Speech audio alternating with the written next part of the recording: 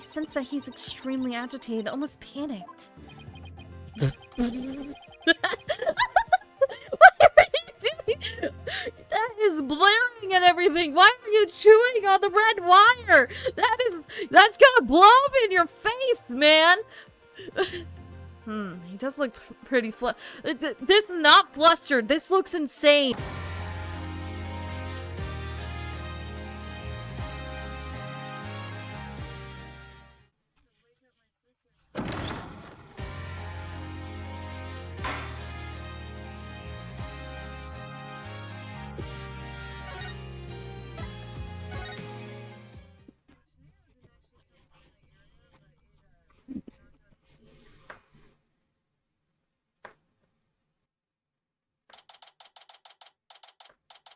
Also, is Apollo dead?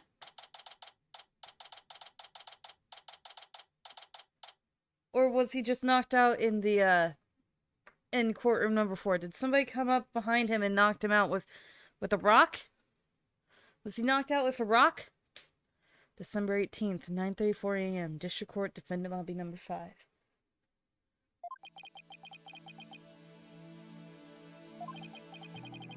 This isn't exactly how I envisioned the second day of this trial to start. Did I not investigate? But given how things ended yesterday... Good morning.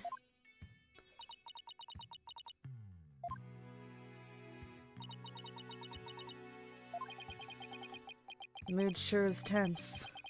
Not that that's any surprise.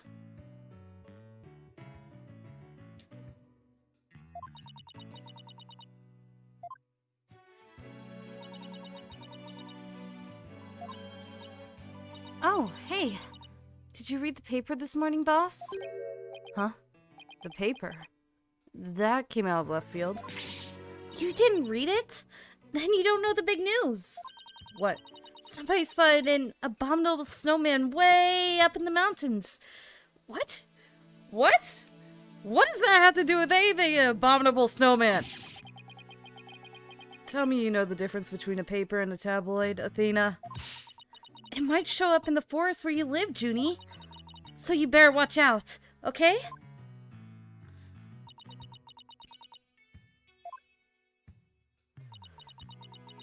Are you just trying to cheer her up? What's going on?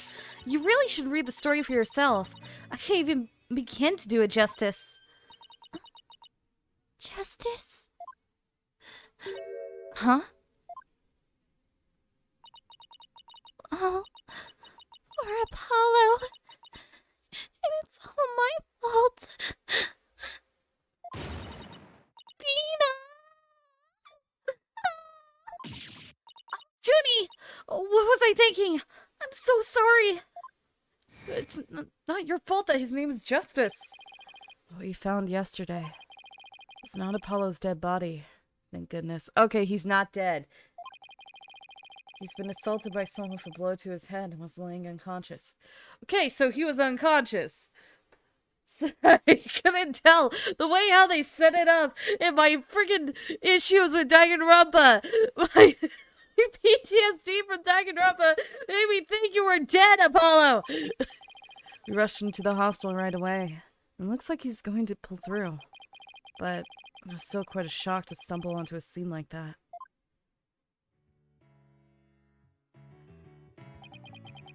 Is Miss Woods alright, Athena? Well, I managed to get her to stop crying. Now she's resting on that sofa over there. I guess she really feels responsible for what happened to Apollo. Poor Junie. She believes that the reason Apollo was attacked is because he was helping her look for something in that courtroom. Oh? Guess I can see why'd she think that. Wait, why didn't I investigate, though? I should have done some investigating. By the way, how are you doing? Who, me? Yeah, you. I know you're concerned about Miss Woods, but are you alright? Me? I'm doing just fine, boss. I mean, yeah, it was a huge shock, but I'm alright. People who've studied analytic psychology are great at times like these. After all, They've learned how to control their own emotions too. Your necklace says otherwise. Somehow, I don't think it's as easy as she makes it sound. But there's no denying she's a real trooper. Apollo doesn't remember a thing, does he? Yeah. He can't recall anything from the time right before he was assaulted. Nothing about what he was doing in courtroom number 4, or who assaulted him. The doctor said it's probably due to that hit he took to the head. Assaulted in a court of law, and losing your memory at that. I know how that feels. But who in the world would do such a thing, huh, Mr. Wright? Just wait till I get my hands on the coward who hurt our Apollo. Hurt our Apollo? What? Now, Athena. I thought you said you were in control of your emotions. Let's just focus on helping Miss Woods, okay? But I admit, just as upset as you. Okay, boss. You're right. Apollo's assailant can't get away. What? Apollo's assailant can wait until after we clear Junie's name. I feel like it's the bomber dude. I mean, obviously it's the disarming bomber guy. This dude, a police bomb specialist, he was in charge of handling. You were assaulted. Athena is only 18? Okay. That's the spirit. Wait, isn't Juniper also 18? Okay, so you guys went to like high school together or something? She apparently lives in the forest. A young rookie lawyer at an agency. She's also our client's friend. Do we have any story behind you? I don't understand why you're even here. And why your appearance has made everything three-dimensional and bulgy. I'm flat! I'm bulgy! I'm flat! I'm bulgy! Gosh dang Jimmy Neutron. Now let's see. I better check the court record one more time before the trial starts. To Mr. Wright. I'm ready whenever you are. Alright. Let's get ready to rumble. You bet.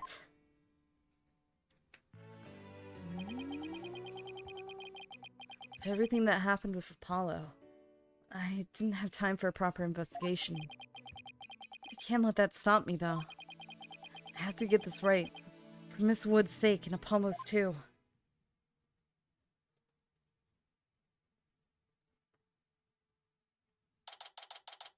December 18th, 9:50 a.m. District Court, courtroom number 5. Slow freaking typewriter. Hello, Judge. Court is now in session on day 2. All rise. What was that?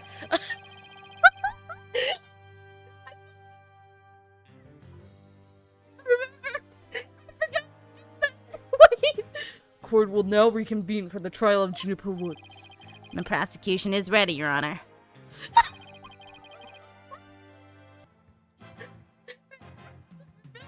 Reminiscing on your college sweetheart. The trial where you ate a glass bottle.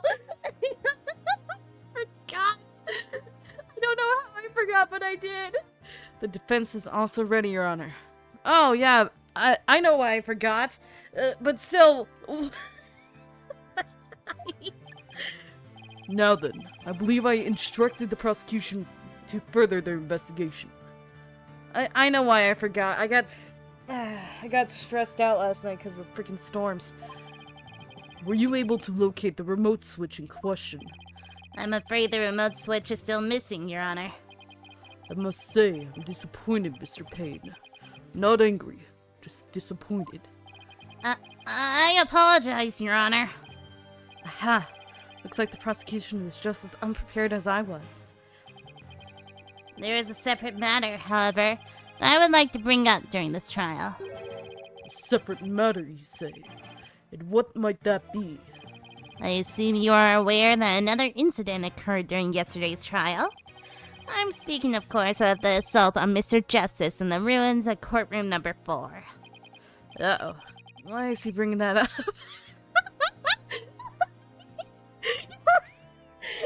You got a cold there, Phoenix? Yes. What a truly harrowing experience it must have been. poor Mr. Justice. At the time of the attack, Mr. Justice was not alone. He was with the defendant, Miss Juniper Woods. He isn't going where I think he's going with this. Is he? The prosecution wishes to indicate Miss Woods on the charge of Mr. Justice assault. Don't you need him to press charges for that?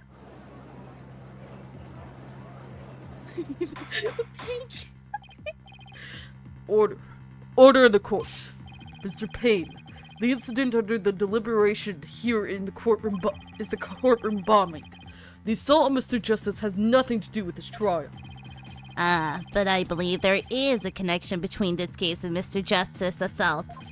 Please take a moment to consider these facts. Both events occurred in courtroom number 4. Yeah, because the actual freaking bomber dude didn't want anyone to go poking around for evidence. This is the location in courtroom number 4 where the unconscious Mr. Justice was discovered. As you can see, it's quite close to where Detective Arn's body was found. Courtroom number 4 diagram added to the court record.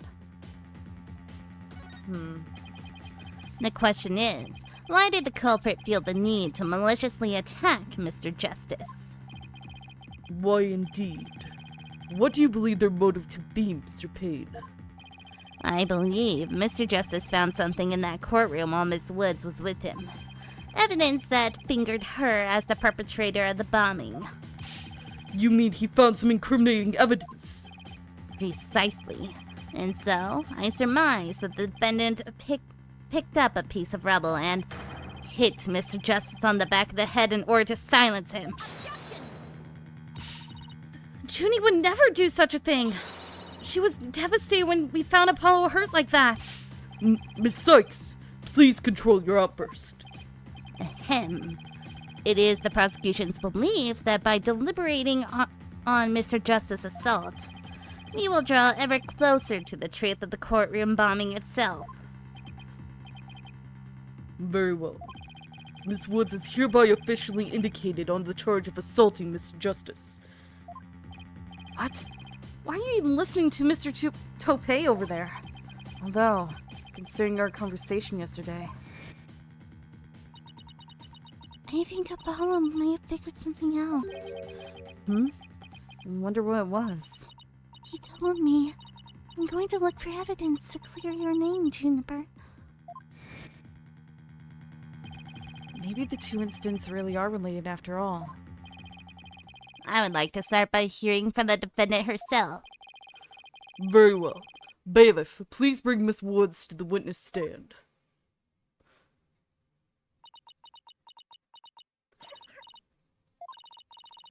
I'm sorry. I can't seem to stop.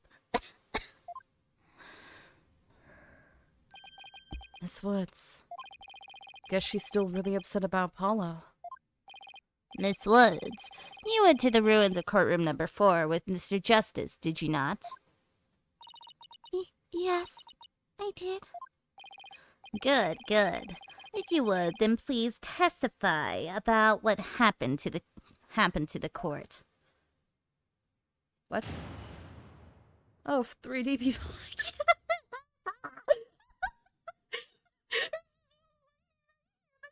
staring into my soul with the glasses right up there next to the banister. Hello, Apollo. During the trial yesterday, I was overcome by a fit of coughing. Apollo stayed with me. We went to the courtroom ruins together. But then I was called back to this courtroom to give testimony. Apollo insisted on staying behind in courtroom number 4. I swear I didn't attack Apollo. Why would I ever hurt such a kind person? So Mr. Justice stayed by your side while you were feeling unwell? What an admirable young man. I thought his loud voice was his only outstanding feature.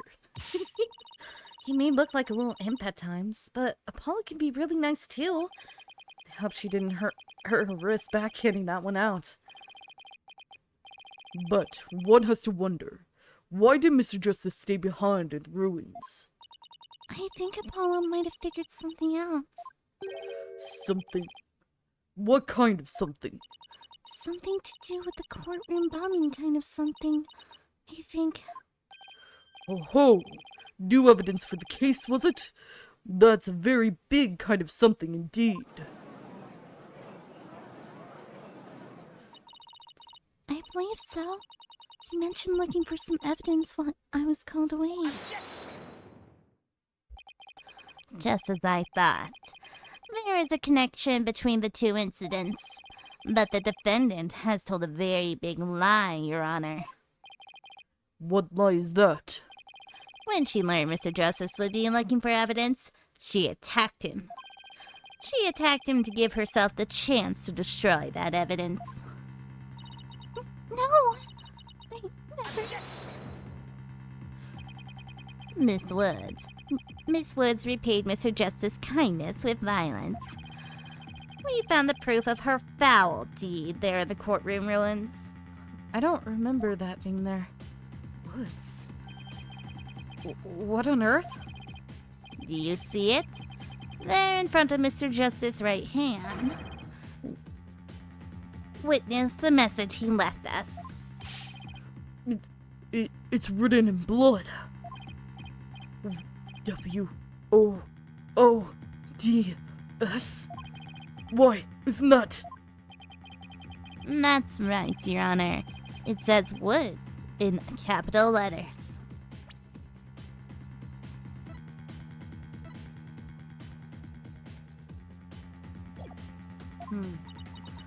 What? I'd submit that Mr. Justice left us with the name of his attacker before he fainted. Polish on the cloth. Bloody writing is also visible. Where'd he get the blood? Wait. Hey. Where'd he get the blood?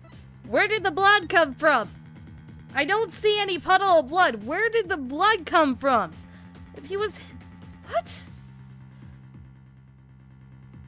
What? Where did the blood come from? And if he did write it, why is there not a trail to his finger from when he passed out? Wait, there's more. There's more to this! Who cut this off? Who's the photographer? There's more to the message! Who's the photographer who took this picture? They suck at taking pictures. They didn't show the entire thing. Woods? There's more! There's more! There's more to it! There was more to it. There's more to it. Who took the picture? There's more to the blood letters. There's more. Don't you see that little speck of blood right there? That clearly leads up. Who covered the rest of the freaking words? Where are the rest of the words? Come on. Who took this picture? Who allowed this to be evidence when it doesn't show all of it? And I don't remember this being there when I had the anime cutscene. No, that can't be true. Why would Apollo write my name? Mr. Wright! The nerve of him leaving that message! Why would he do this? Hey, don't take it out on me. I don't understand any more than you do. When we discovered Apollo yesterday... Apollo?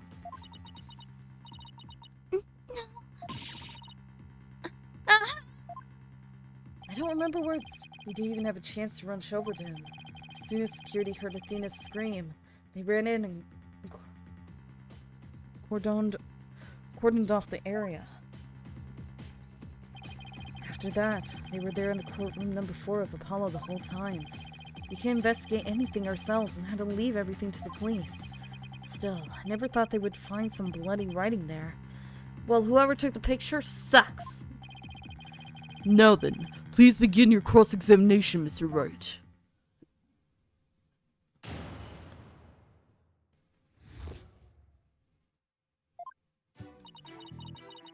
During the trial yesterday, was overcome by a bit of coughing. Do you always cough when you get nervous, Miss Woods? Yeah. Mr. Wright, please do not make Miss Woods nervous by pressing her so ruthlessly. But that barely even qualified as a quasi question. Let's help her relax with a little small talk before we dive into the cross-examination. You know, ask her about her hobbies and her crushes and stuff. Her crushes? Really? I don't know about that. I don't know about this. Apollo stayed with me. We went to the courtroom ruins together. Why exactly did you go to the courtroom ruins? We went to look for my medicine to stop my coughing. Medicine? Your medicine? Why would your medicine be in courtroom number 4?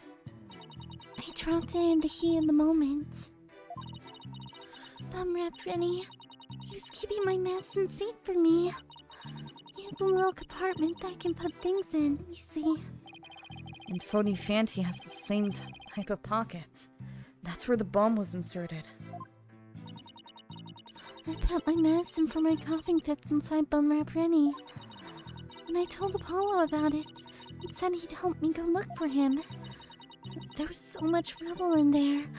I was worried, but there was no rubble or anything in front of the witness stand. So when we got inside, Apollo went straight there and started looking for my Rennie in that area. It was so nice of him to do that for me, in spite of all of his injuries. Apollo is so strong and kind, just like the trees of the forest. The way she makes him sound. You think Apollo was some kind of ancient god. Oh, wait. Oh, wait, Apollo is an ancient god, wait! So that's why you went to the ruins, I see. That seems to be quite an important fact. Please add it to your testimony, Miss Woods. I've never heard of a newly destroyed building being called ruins. Usually ruins are referred to when you're talking about a place that has been forgotten and abandoned and run down and desecrated. I mean, they're fixing the courtroom, so I don't understand why they're calling it ruins. Apollo started looking for Bum Rep Rennie near the witness stand, where there was no rubble. The area around the witness stand? Are you sure about that? I'm sorry? Did I say something wrong? No, of course not. I was just testing my hearing.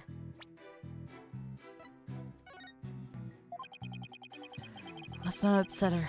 Must not upset her. Yes. I'm sure that's where we search first. But then I was called back to this courtroom to give testimony. That was when you were called to the stand after Mr. Toneid's testimony, right? Yes. The bailiff came to courtroom number 4 and brought me back to this courtroom. And what about Mr. Justice? Did he come with you, or did he stay behind? Apollo insisted on staying behind in courtroom number 4. I better not ask her about Apollo. I know, use some small talk here to get her to relax a bit. Do you have any hobbies, Miss Woods? Hobbies? Oh, well, I love growing vegetables in my garden. And I love to knit. I like sewing too. I made this outfit myself. Keep it up, Mr. Wright. It's working. Now ask her if she has a crush on anyone. Ahem. So, is there anyone in particular you like right now?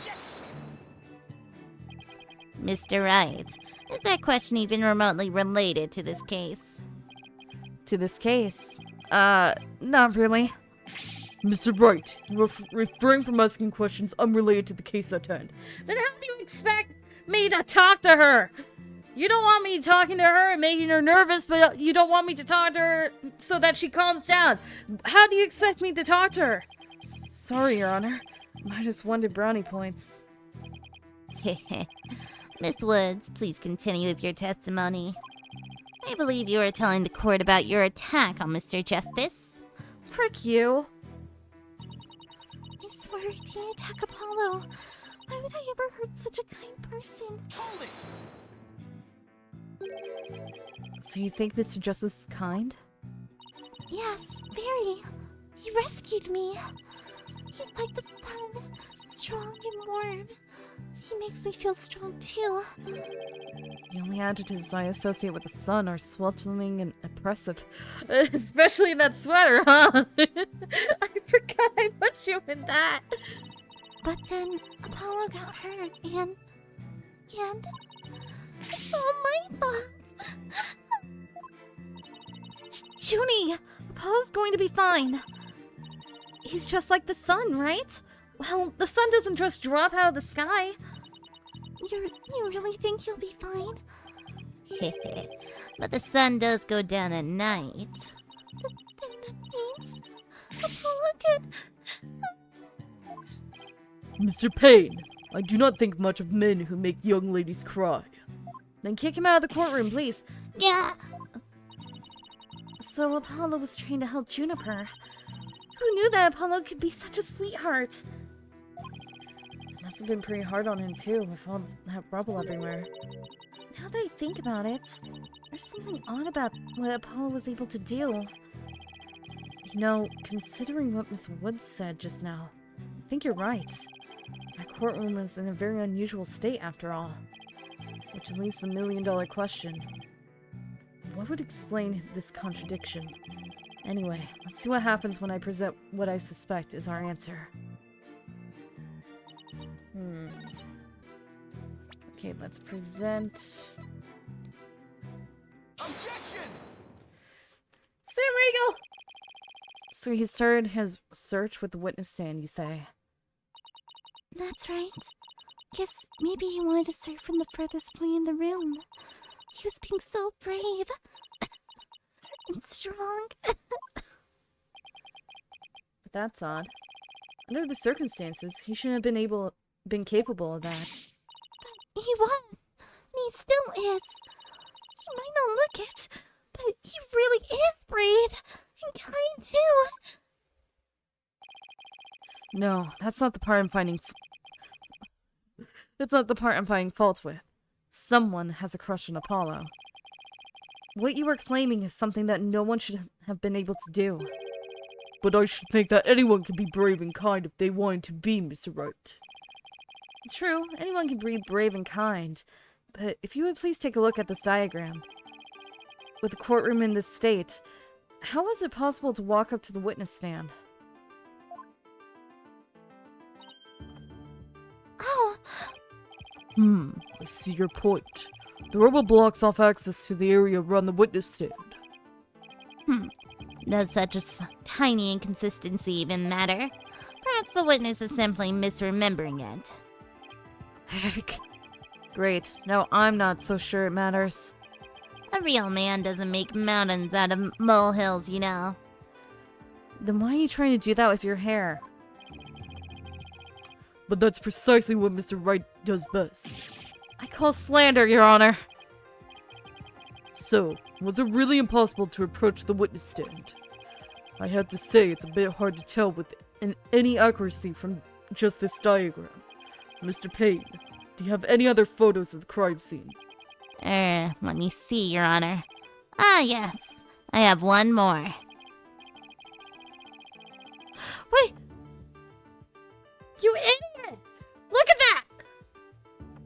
Look at that! There was another word! It just got taken out! Somebody picked up the piece of rubble! Why is the case there? Here it is. It's a more pulled back version of the photo I presented before.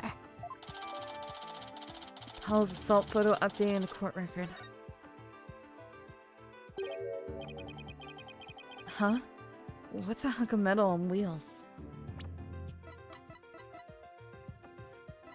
He wasn't trying to write Woods. He was writing something else, and then somebody else came over and put in Woods.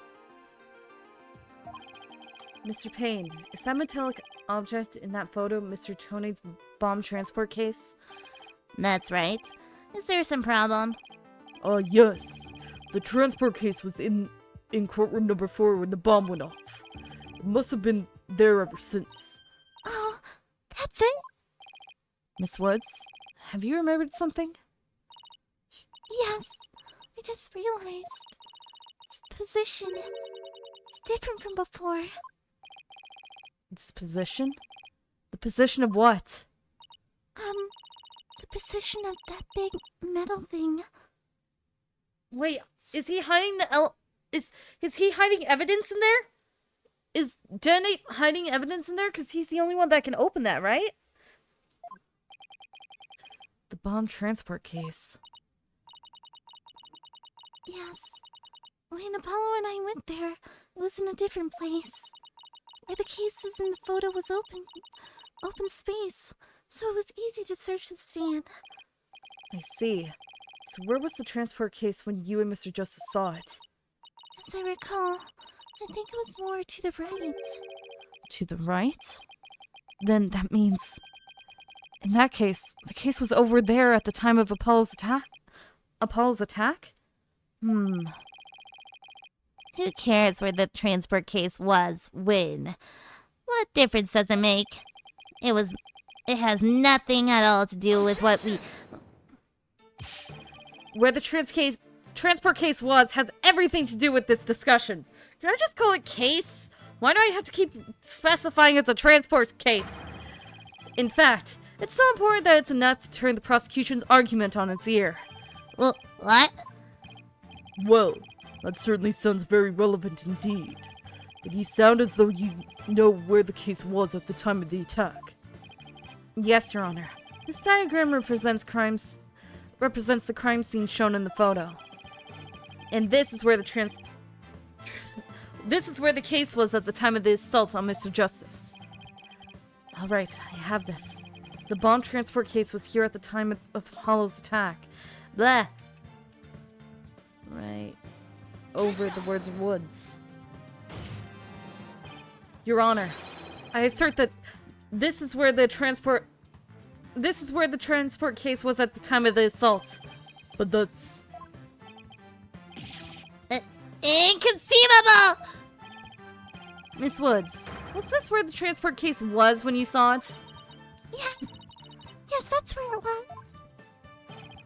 Thank you, Miss Woods. I'm sure the court has noted an interesting fact about its position.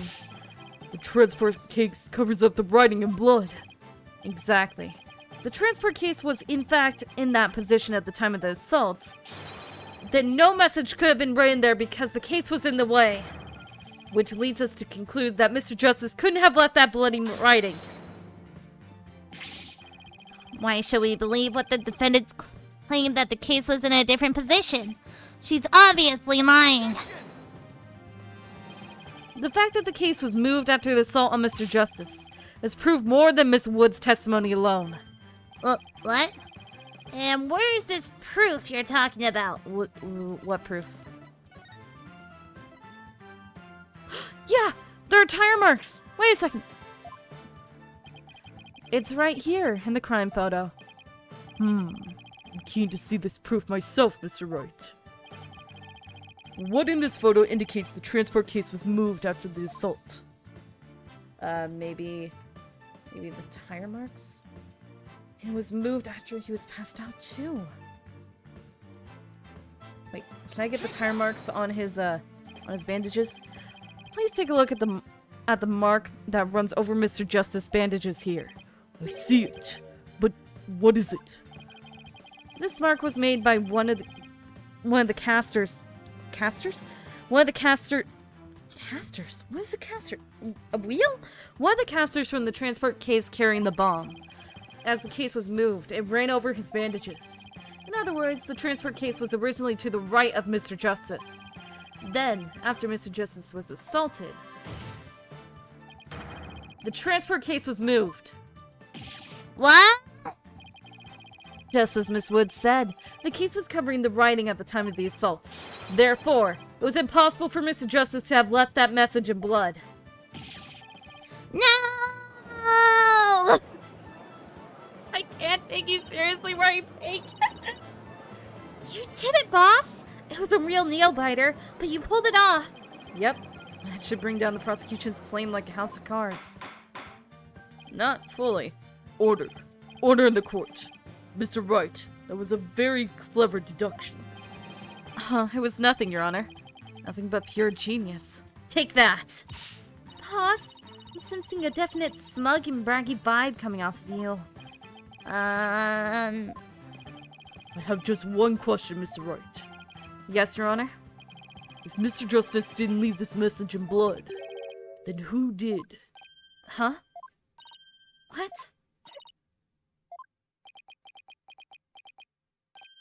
Oh. Well...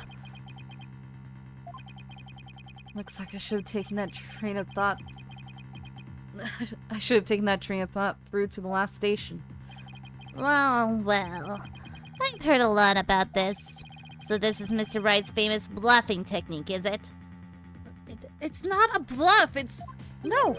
Ah, this feeling brings back memories of the old days. Back when you carved out a name for yourself by bluffing your way through thick and thin. Gee, Mr. Wright. The judge kind of makes you sound no better than a too-big con man. You made your argument with such confidence, Mr. Wright. Now I'd like to hear you answer with just as much confidence. Hey, until the judge asked the question, you didn't catch on either, Buster. What now, boss? I hope you didn't bluff your way into a corner. Think, Phoenix, think. There must be a way through this. I have to dig my way to the truth somehow. Who could have written that message in blood? The culprit. It's either gonna be the culprit or someone else.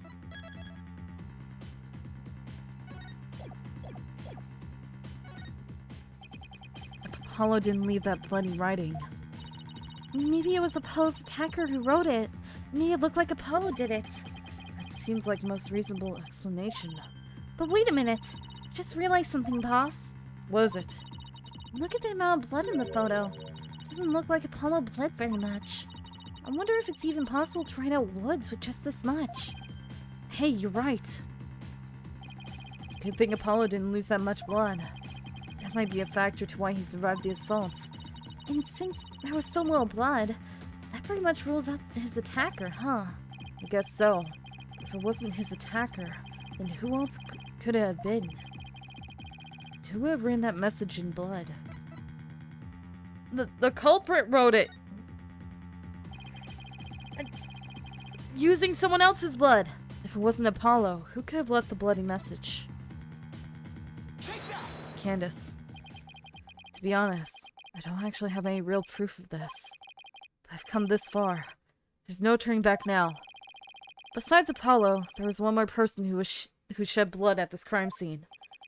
A person who shed blood? You don't mean... Oh, but I do. I believe it was Candace Arm who left behind this message in blood. What? What? Detective Arm? Are you sure you know what you're doing here? Not really. What kind of ridiculous assertion is that? If you had said the attacker left a message to throw people off, it might have made sense.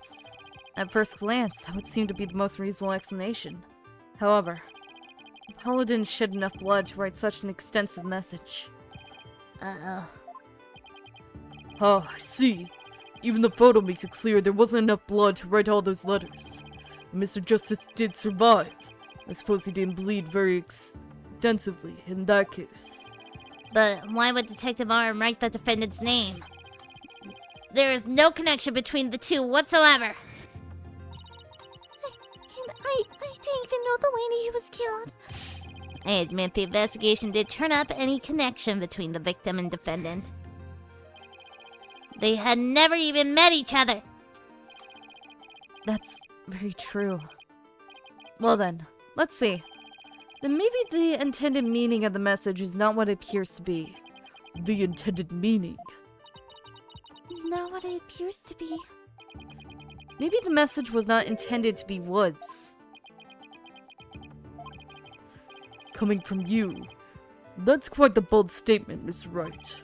You wish to assert that this bloody writing could have some other meaning? Yes, Your Honor. For something I pulled out of a wormhole, it could turn out to be true, right?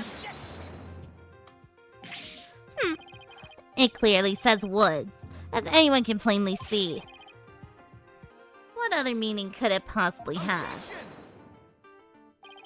but Candace Arm was a detective. Maybe Woods only means something to the police. Like a police scanner code, for example. I didn't think of that. You may have tricked his honor, but you'll never get the best of me. I have a thing for studying on the weekends, as you may have already guessed. And there is no such thing, such radio code as Woods in this state, Dr. Wright. Did he say doctor? He didn't say doctor, he said, dear Mr. Wright, whoops! Dear Mr. Wright. Is that a fact? Don't look at me. I know as much as you do about police codes.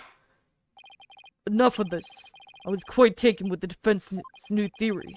But they can't substantiate... Dang it! What'd I do? What the frick?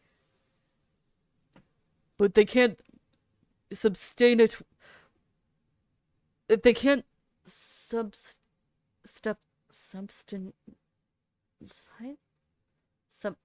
I can't read it. What's the... I don't know the word! Substantiate. Substantate. That doesn't sound right. Substantate. Substantite?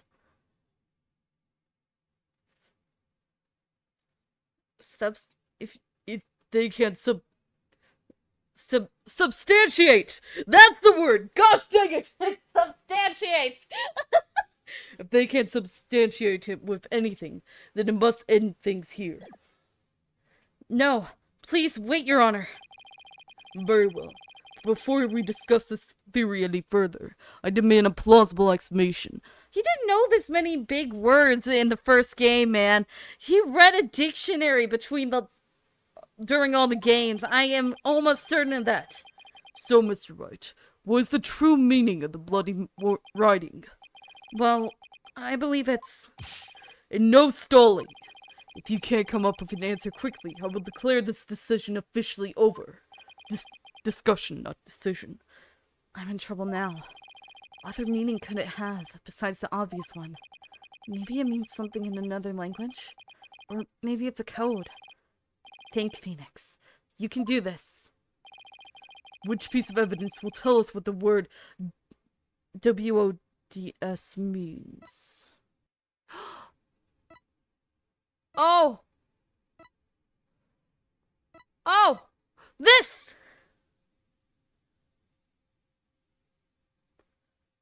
Wait, let me save. I figured it out. So originally wasn't Woods. It was 10015R. That's what she wrote. She wrote the code name for Tonate. For Teddy. Here. I think it's this. The bomb transport case. I'm about had it up to here with you with your shenanigans, Mr. Wright. Take a look at the numbers on this case, Your Honor. L10015R. Doesn't this string look vaguely familiar? Yeah, look! Okay, that's an L, that's a 1, that's a 0, that's a 0, that's a 1. And that is supposed to be a 5, not an S. Wait, I could have stayed. That's supposed to be 5, and he took the piece of rubble that had the R on it. And he just connected a line between the L and made a C on the end of the 1. Doesn't this string look vaguely familiar? L100. What does that have to do with anything? What could those numbers possibly have to do with the case at hand? Now, please take a look at the bloody writing shown in the crime photo. Oh, I think I see it. That a girl. That's one on my side. What? It says Woods. Or you could say it's a horse of a different color, Your Honor. The first character isn't a W. It's actually L and a 1. And next two are zeros. Oh, my goodness. The true meaning behind the bloody writing isn't Miss Wood's name. It's the number engraved on this bomb transport case. What are you talking about? The next part doesn't make any sense. the next number is 1, but the bloody writing says B. But the number on the case and the bloody writing could be made to match up quite easily. This is how the number on the transport case can be made to match the bloody writing. Erase 2 lines. Erase 2 lines.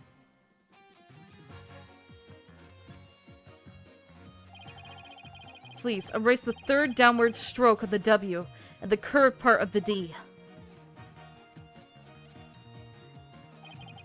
Whoa, would you look at that?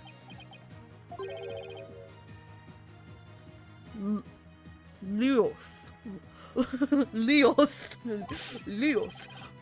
No, Your Honor. It isn't meant to be read as a word. It's the number L10015. Which, if you take away the final R, is the exact same number that's on the bomb transport case. Erase 2 lines and they match up, you say? Well, I can change anything into anything else simply by erasing 2 lines. What if we erase 2 lines from your name? Would you be happy as Mr. Rye? Mr. Rye? Whoa. Would you, Mr. Rye? The only right spelling is right. Okay, I'm doing pretty well here. And I think I've drawn the right conclusion. Detective Arm's real message to us is the bomb transport case number. Your Honor, the 2 lines are added by the real culprit to intentionally mislead people. What? The original message Detective Arm left behind was the transport case number. But whoever assaulted Apollo changed the message. If you're right, boss, then what do you suppose Detective Arm was trying to tell us? Good question. What does this number represent? Do you see this number here? That is my identification number. Candace Arm lost her life in the courtroom bombing. Her dying message could only have been one purpose. No. To tell us the name of the one responsible for the bombing. Whoa. Don't keep us in suspense, Mr. Wright. Tell us who she was trying to name. The culprit that the victim was trying to identify is none other than Detonate. Ted Tonate. The defense wishes to indicate Mr. Ted Tonate. Mr. Ted Tonate. Why is this funny? The defense wishes to indicate Mr. Ted Tonate on the charge of the courtroom bombing. Ted Tonate. Apparently, disabling bombs isn't Mr. Tonate's only specialty. Somehow, the victim must have realized that he was the bomber. So, when she was caught in the blast, she left his bomb transport case number as her dying message. She used Mr. Tonate's own ID number to finger him for the crime. Why would anyone go out of their way to write an ID number? Wouldn't they simply write the person's name? He's got a good point there. What do you have to say to that, Mr. Wright? What only Detective Arm would know the answer to that. Allow me to offer a theory. Perhaps Detective Arm couldn't recall Mr. Tonate's name in the heat of the moment. As I recall, it was the first meeting between the two. It's entirely possible they wouldn't have been familiar with each other. Or maybe using the ID number was a way to hide its true meaning from the real culprit, thus lowering the odds they would erase the bloody message. Bloody writing. But no matter what the reason, the important thing is the meaning behind her message. The fact remains she wrote Mr. Tonate's ID number. Now, just one moment here. There hasn't been any proof yet that it was indeed Detective Arm who wrote it. The bloody writing wasn't found during the investigation after the blast. If Detective Arm had left the message, it should have been found at that time. Naturally, Mr. Tonate hid it before anyone could discover it. There's a simple explanation for how he was able to do so. What? Mr. Tonate was able to cover the message up because he's a stickler for detail. The first to find the body. Yeah, he was the first to find the body, wasn't he? The first person to discover the bloody writing was Mr. Tonate himself. I was the first one on the scene after the explosion. I went there to ensure safety, but I ended up discovering a dead body. When Mr. Tonate saw that the victim had written his ID number, he used the bomb transport case to cover up the bloody writing as a stopgap measure. Oh, so that's why the message in blood was under the transport case. He didn't have enough time to try and scrub away the writing. If he didn't report the body right away, he would look suspicious. So those letters lived on to serve another function, when Mr. Tonate used them in another incident. Oh, the assault on Mr. Justice. Exactly. Mr. Tonate hit upon a plan to use the bloody writing for his own purposes. So he didn't clean it away. Instead, he made it look like Mr. Justice wrote it, by adding 2 lines to the writing that Detective Arm left behind. He changed the meaning of the message. He made it look like Mr. Justice was accusing Miss Woods of the attack. So that means the only person who could have altered the bloody writing was the courtroom bomber, who was the same person that assaulted Mr. Justice. And that person is Ted Tonate. Yeah!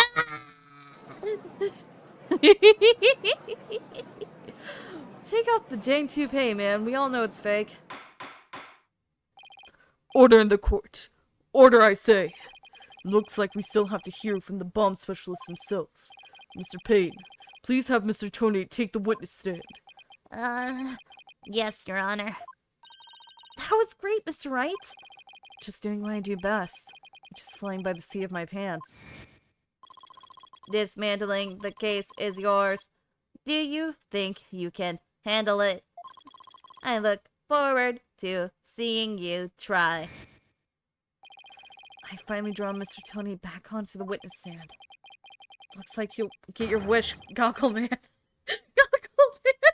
I'm thinking more of a snail with that guy. Now watch me take your lines apart.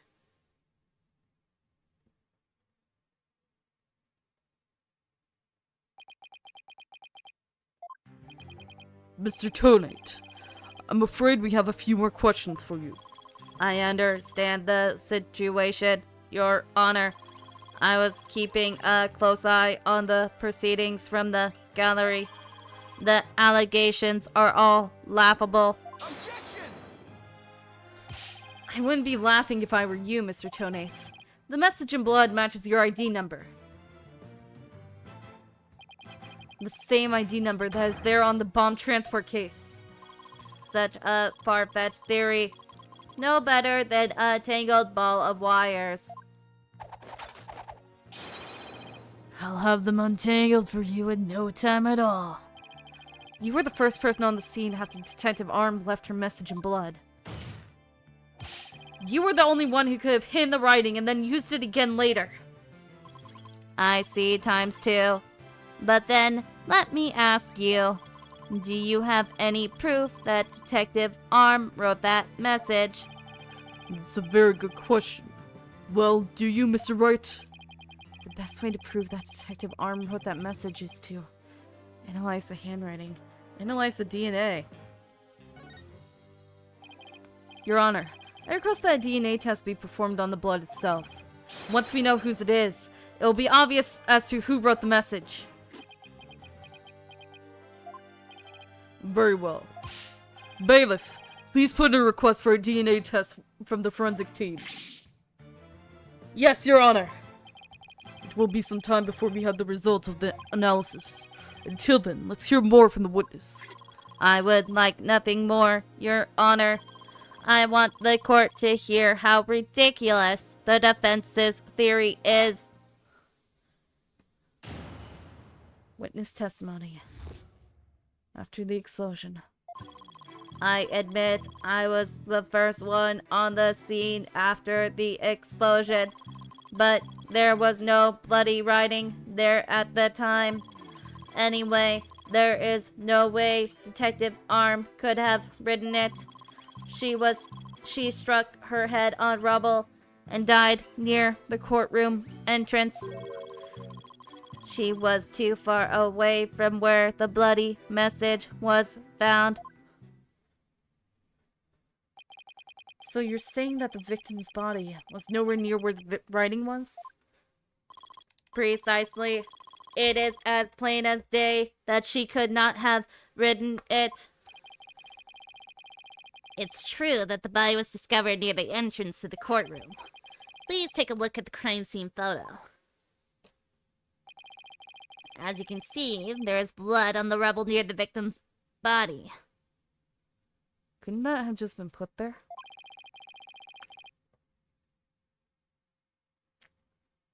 Wait! Look at her hand, though! Look at her hand, though! Wait a second! She must have died after hitting her head there. Courtroom bombing photo. And it's court record. I see. Alright then, Mr. Wright. You may cross-examine the witness. Do you have what it takes to take my infallible testimony apart?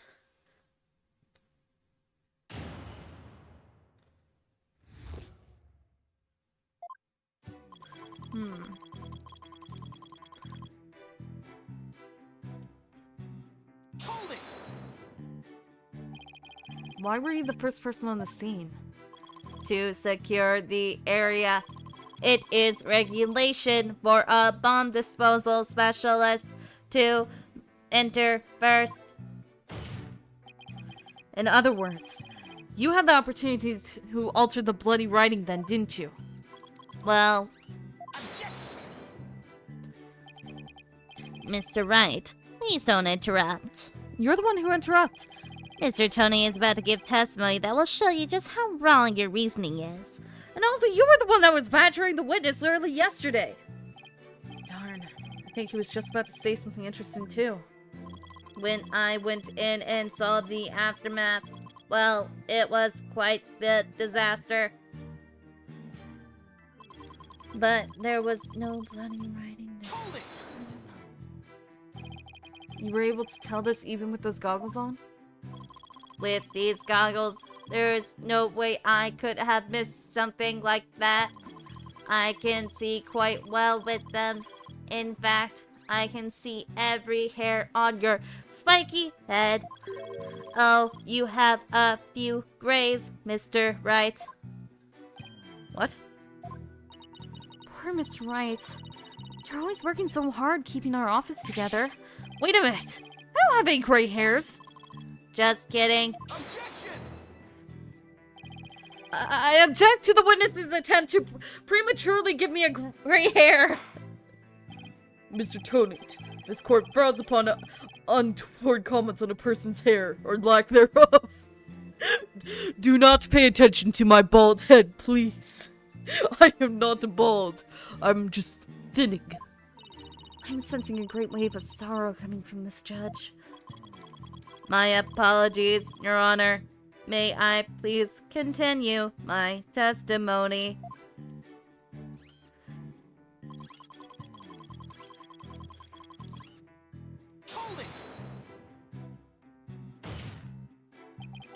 If she didn't write it, then who do you propose did? Mr. Justice, of course. But just before dying, he wrote the name of his attacker, Juniper Woods. A final message from your poor subordinate. Poor Mr. Justice. I'm sorry to get all misty-eyed. He's not dead! Apollo's not dead, folks. So, how can you be so sure it wasn't Detective Arm who wrote the message? It is very simple. She had struck her head on rubble and died near the courtroom entrance. Do you imagine she was thrown back by the force of the blast? A bomb can inflict damage not only from the explosion itself, but also substantial secondary damage from the blast wind. Wait. With a flat object, though.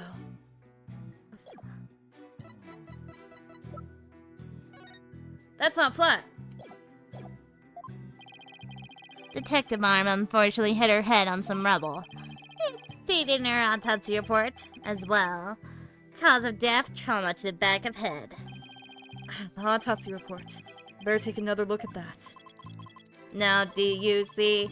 Detective Arm could not have written that message. The reason for that being, she was too far away from where the bloody message was found. I know what I need to present. Isn't it possible she could have crawled to the area of the bloody message? If that were true, then how did she return to the spot near the entrance? Maybe she crawled back after writing it? Hey, did this guy just humph me? Would you like to get down on the floor and give us a demonstration of your theory? Huh? No, thank you. I'll catch another cold. The victim's body and the writing are several yards away from each other. There's no way she can reach it. Quite a conundrum. So that means something is off somewhere. There must be a contradiction. Maybe the body was moved. But that doesn't explain how blood got into the rubble. What if that was done by the real culprit after the fact? If that's the case, then something about that might contradict the evidence we have. Yeah, she was hit in the back of the head with flat. Something flat, not spiky.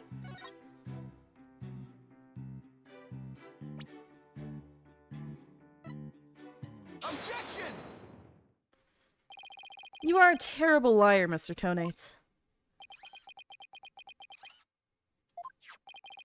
Take a look at the autopsy. Specifically, the part about Detective Arm's head injury. Cause of death, trauma to back of head caused by impact with a flat object. Yes. What about it? Now take a good look at the bloody piece of rubble. It's sharp and pointed. Hey, Hey, you're right, boss. It is pointy. Just like your hair. That is odd, isn't it? What could be the meaning of this contradiction? I believe it means the victim did not hit her head on this piece of rubble. The bloodstain you see is just another fabrication. Its purpose is to mislead us into thinking the victim died near the courtroom entrance. Are you claiming the culprit moved the victim's body? That's exactly what I'm claiming. The victim hit her head at some other location, most likely on the floor or some other flat surface. And this location was somewhere near where the bloody writing was found. In that case, she definitely could have written the message. Your Honor, I have the results of the bloodstain analysis. Very good timing. Please take a look. Let's take a look. According to this report, the message was written in Detective Arm's blood.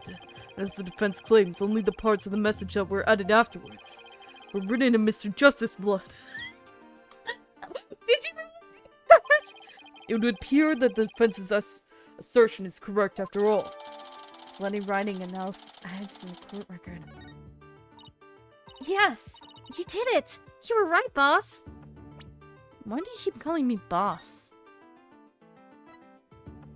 DNA analysis definitively proves the blood of the writing to be that of victim Candace Arm, age 27. However, the lines that were added later were found to be written in the blood of Apollojustice, age 23. How can you... Yeah, but it's still weird being called boss! Now I have to drive it home. I'll have to take a good look at that bloody writing analysis later. Nah, 1111. Mr. Toadate, it is now apparent that you have told several lies to this court. I hope you have some sort of explanation for yourself. Fine. I will confess. You will? But then, why are you so calm? This time, I will tell the truth. Witness testimony. Truth. It is true that Detective Arm wrote my ID number. She very plainly wrote L10015R. I was shocked, but I did not detonate the bomb. Detective Arm must have mistaken me for the real bomber. Not wanting to be accused, I moved the body and covered the writing. My bad. I see. So it is your assertion that you merely moved the body, is that it? That is correct. I did not kill Detective Arm. Oh well, if that's all you did then. No one said that you killed her, though. Wait a minute. That in of itself is a criminal act. Glad to see you finally crossed that finish line, Your Honor. Very well then. The cross-examination, please, Mr. Wright. Nobody said that you killed her. It is true that Detective Arm wrote my ID number. So you admit that you actually did see the whole bloody writing that Detective Arm left? My bad. I should have said so from the outset. And you were sure it was your ID number? I am sure it was definitely my ID number. That number was assigned exclusively to me by the police department. The number is assigned to my goggles as well. So those funky things are provided by the police department? Although these are special goggles customized by me. Speaking of personalized, these sunglasses of mine were custom made as well. They were specially created to be practically dark and shiny. Really? Speaking of special, my gavel is made of mahogany. It was custom made as well. Why do we care about this? It was specially created to make a particularly loud and resounding sound. Wish I had something to brag about. What about your shirt? But be all of that as it may, I just want to reconfirm you saw the bloody writing clearly. And that was your ID number? That is correct. My ID number was written in blood on the floor. She very plainly wrote L100015R. I was shocked. L100015R. It was written after the bomb went off in the courtroom? Correct. I didn't know she would write it, so that sent me into a panic. Sounds like you were in quite a tizzy. If I were in his shoes, I guess I would have psyched me out too. I can't imagine coming across the message "Sykes" written in blood. If I saw gasp in pain written in blood, I'd certainly make me gasp. Stop with the puns with your own names! Rest assured, Mr. Tonates, I understand how you must have felt. And so you discovered your ID number written in blood at the scene and... That is right. I saw it with my own eyes. It clearly, very clearly said L100154.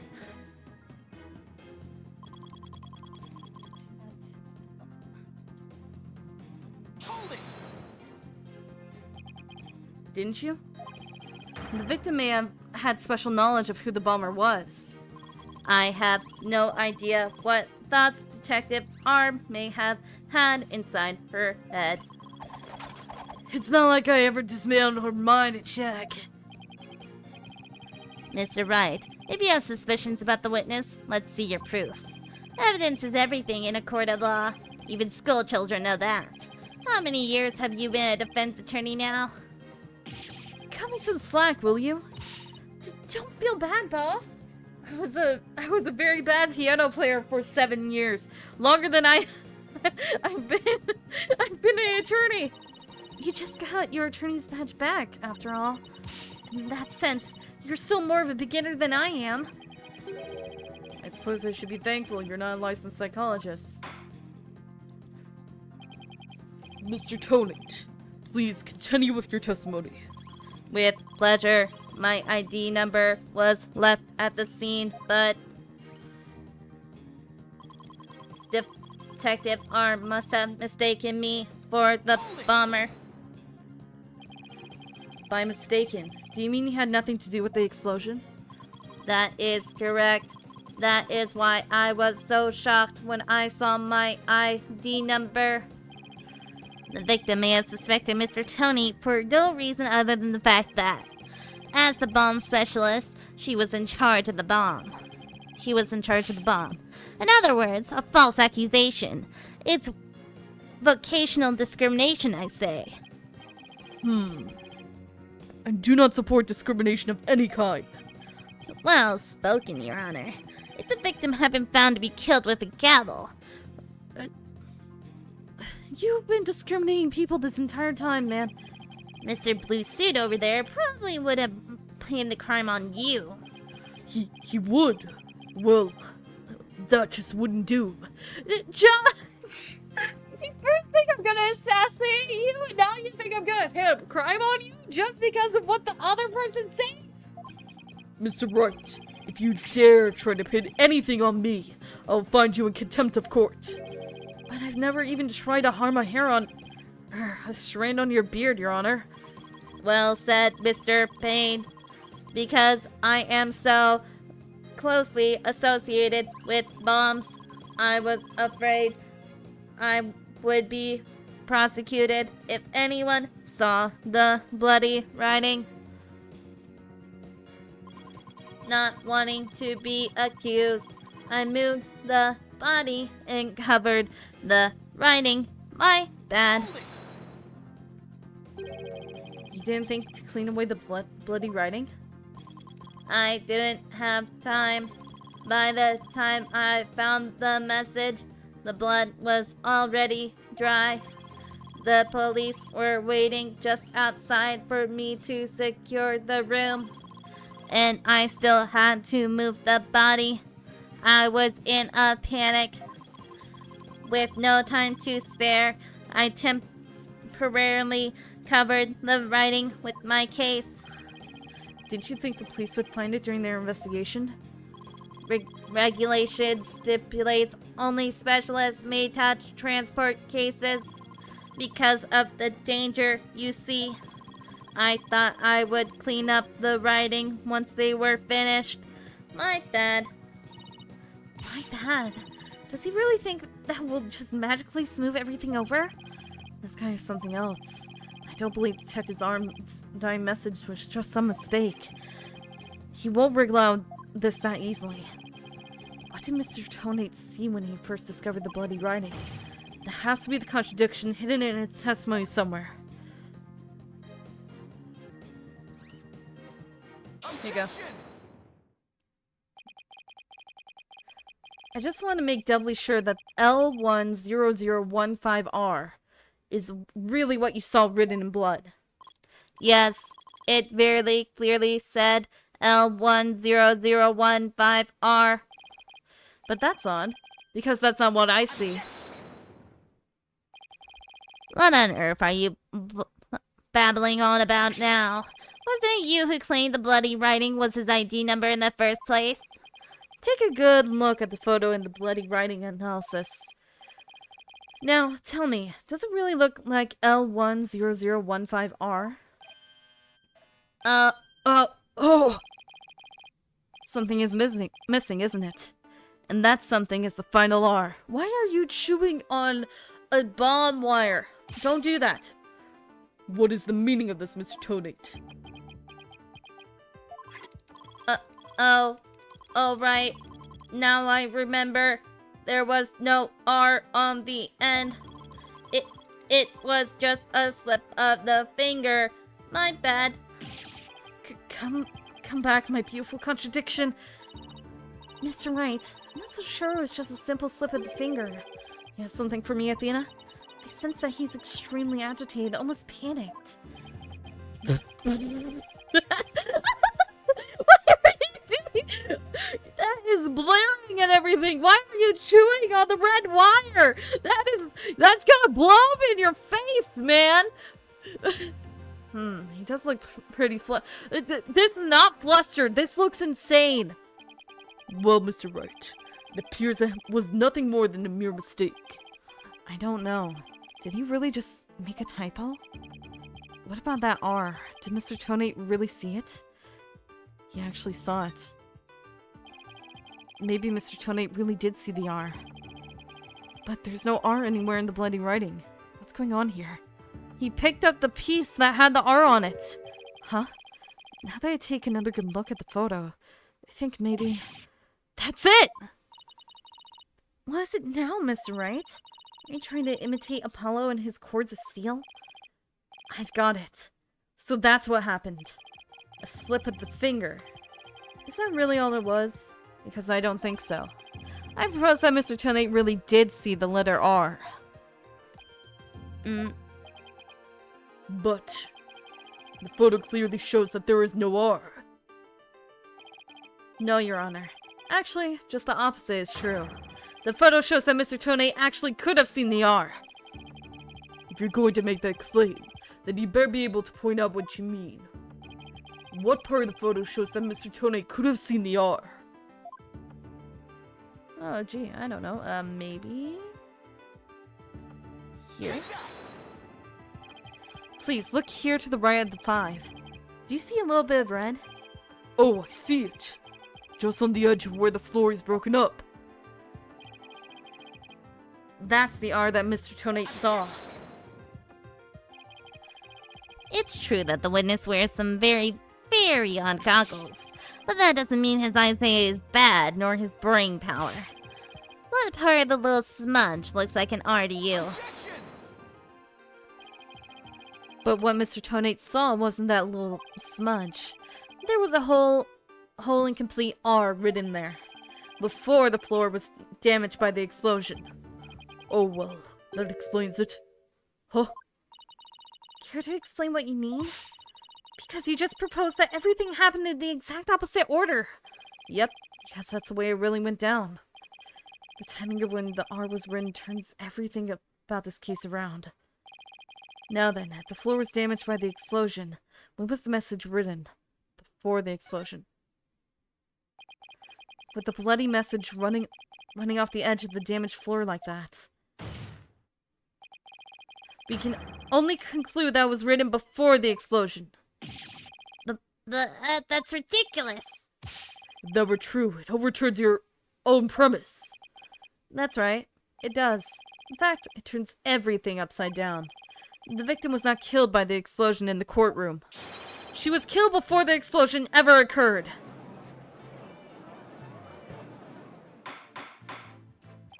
Order. Voice crack again. Order. Order in the court. What kind of preposterous claim is that? Have you forgotten that the victim's body was found at the scene of the explosion? True, but consider this scenario. She was hit on the head and killed before the explosion, or even before the trial began. Her body was sequentially placed in the courtroom ruins after the bombing occurred. That way, it could be made to look like she was a victim of the blast. What? It sounds like we had better look into what the victim was doing before the trial. Mr. Payne, did anyone see Detective Arm before the trial? Let's see. According to the police report... here it is. One person.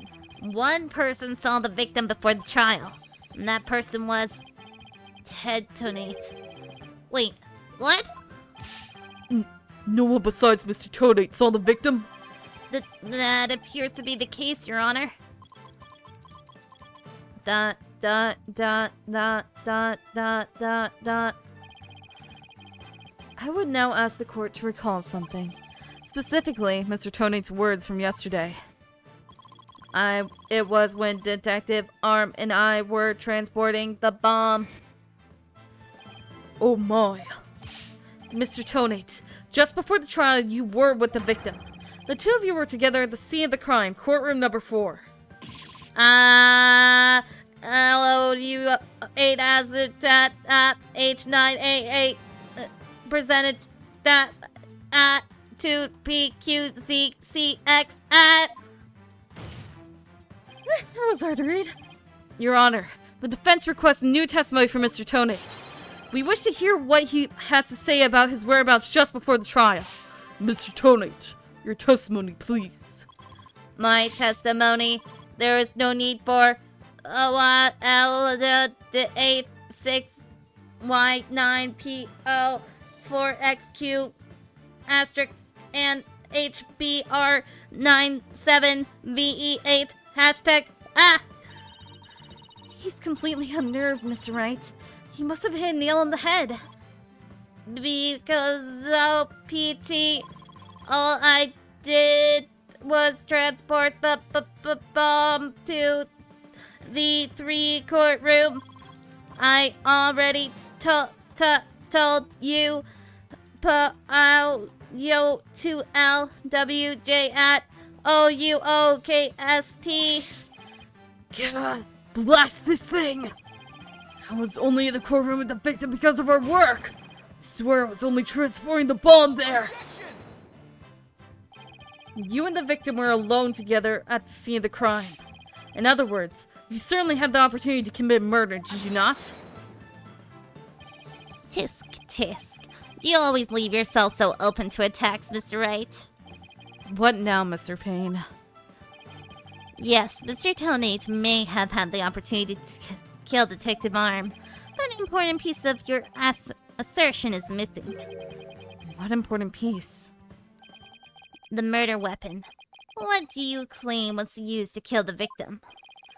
Mr. Payne has a point. Even if Mr. Tonate had the chance, without a weapon, we can't accuse him of the crime. Well, Mr. Tonate?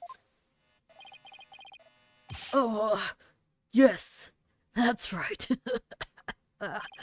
I didn't have any sort of thing that could be used as a murder weapon on me. I could possibly have killed Detective Arm. Did he really not have nothing he could use as a murder weapon? Was it, Athena? Just looking over the victim's autopsy report. I'm hoping there's something in here that can point us in the right direction. Well, it does say she died from trauma to the back of the head with a flat object. Yeah, and to inflict that specific kind of injury, all you would need is a flat surface, right? A heavy blunt object with a flat surface could definitely be our murder weapon. Well, Mr. Wright, can you indicate for the court what was used to kill Detective Arm?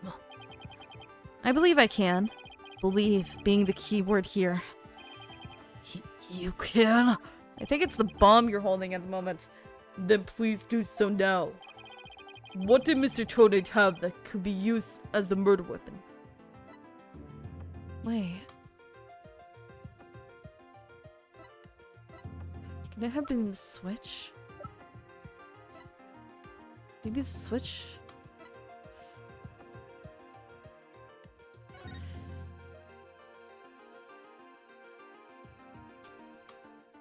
At 8:56 a.m. I think it was the bomb itself. Mr. Tonate, you say you didn't have anything that could be used as a weapon. But in fact, you had the perfect thing. I was wondering why there was a crack in it. What? What the devil are you talking about? You had this. That's the bomb. I thought you were trying to prove that the victim wasn't killed by the bomb blast. The bomb blast, no. But I believe Candace Arm was killed with this bomb. Because this is the blunt object that delivered the fatal blow to her head. Gah! Please recall the description of Detective Arm's head wound. Trauma to the back of the head, caused by impact with a flat object. We assume this injury was sustained when her head hit the floor. But a blow from any flat side of this bomb could produce the exact same wound pattern.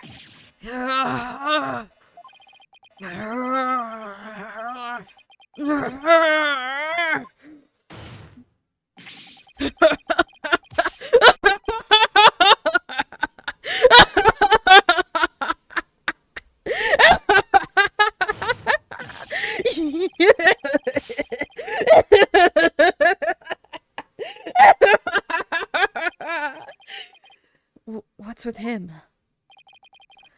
And show me some proof! Where's the evidence I hit the victim with the bomb? Heck, he's right. I don't have anything decisive. Did you find any victim's blood on the bomb? That would be decisive proof. But too bad. The bomb is blown to bits. It's long gone. Boom! Game over. Yeah! Mr. Wright, is there really nothing on the bomb in the photo? There's a crack. Don't see any blood or anything. Wait, the timer display is a little broken here. Maybe it broke when it made contact with Detective Arm's head. That's definitely a distinct possibility. But unless we find a fragment with the victim's blood on it, it's not going to count. I guess you're right. By setting off the bomb, Tony managed to obliterate all traces of the murder weapon. What in the world do I do now? At times like this, I've got to change gears and look at things in a different way.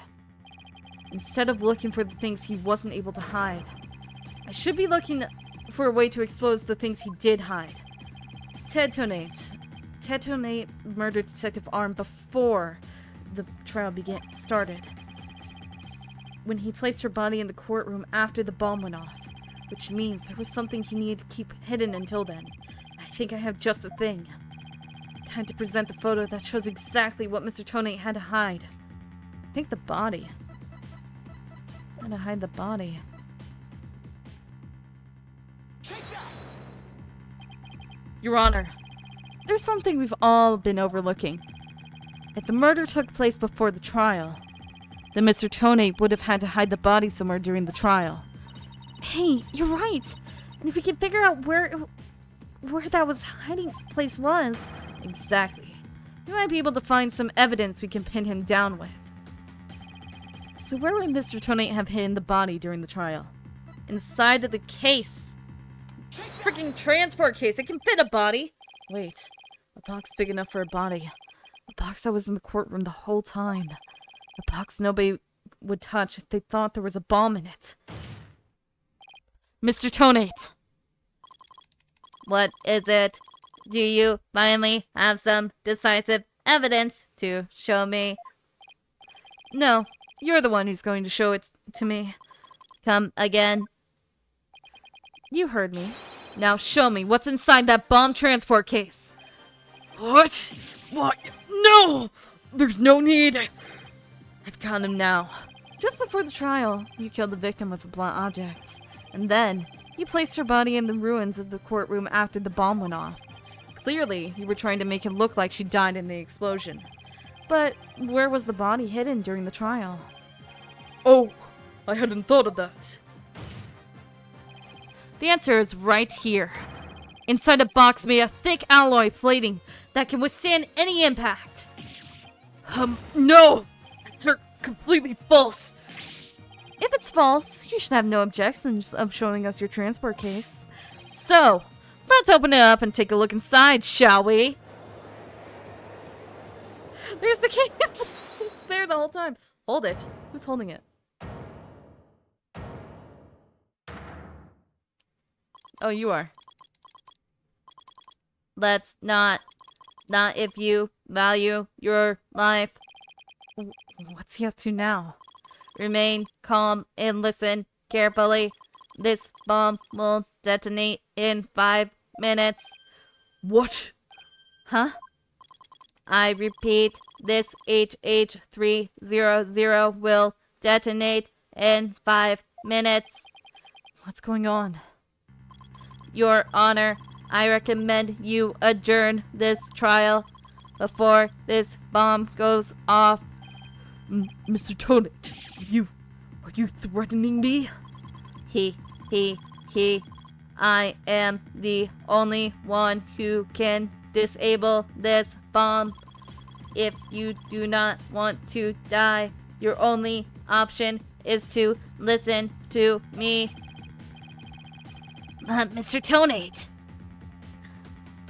But Mr. Tonate, did you say that's just a training model? a fake to practice this on? I did, but I also lied. This is the real deal. This is the H-3000. But the HH-3000 was used to blow up courtroom number 4, wasn't it? How do you know it was the real HH-300 that blew up the courtroom number 4? Huh? The bomb that blew up the courtroom was a different one.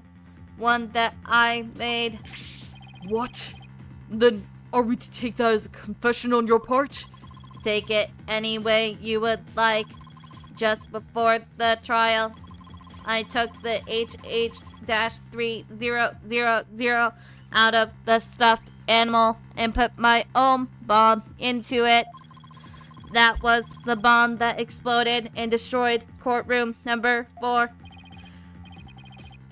Mr. Tonate, please be reasonable. Do you really expect us to believe a crazy story like that? The HH-3000. It is so unique. I had never seen anything like it.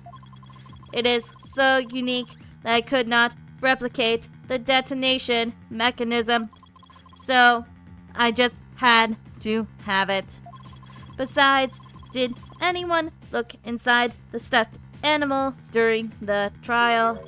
Did anyone check to see if it really was the HH-3000 in there? I must confess, no one opened the stuffed animal to check. So there really is a possibility that the bomb was switched out? No, not a possibility. A certainty. I did it. So he's had a real bomb with him this whole time? So every time it's gone off, it was real?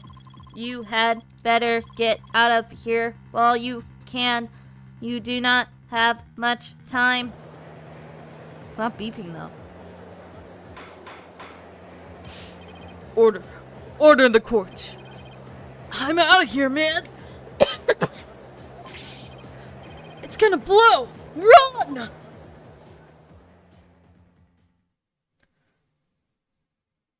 Well, there went our, You four are still here.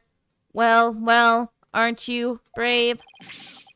It just wouldn't do for the judge proceeding over this court to run. But that horrible explosion the other day. The judge looks like he's about to book it for the nearest exit any second. As for Mr. Payne. That's it! And he's off. Mr. Wright, what do we do? It'd be pretty pathetic to run now, wouldn't it? But the bomb might really go off. Only 3 more minutes, folks. Really? Is that bomb really the HH-3000? What should I do? I'm like a yellow-bellied chicken. Stay my ground.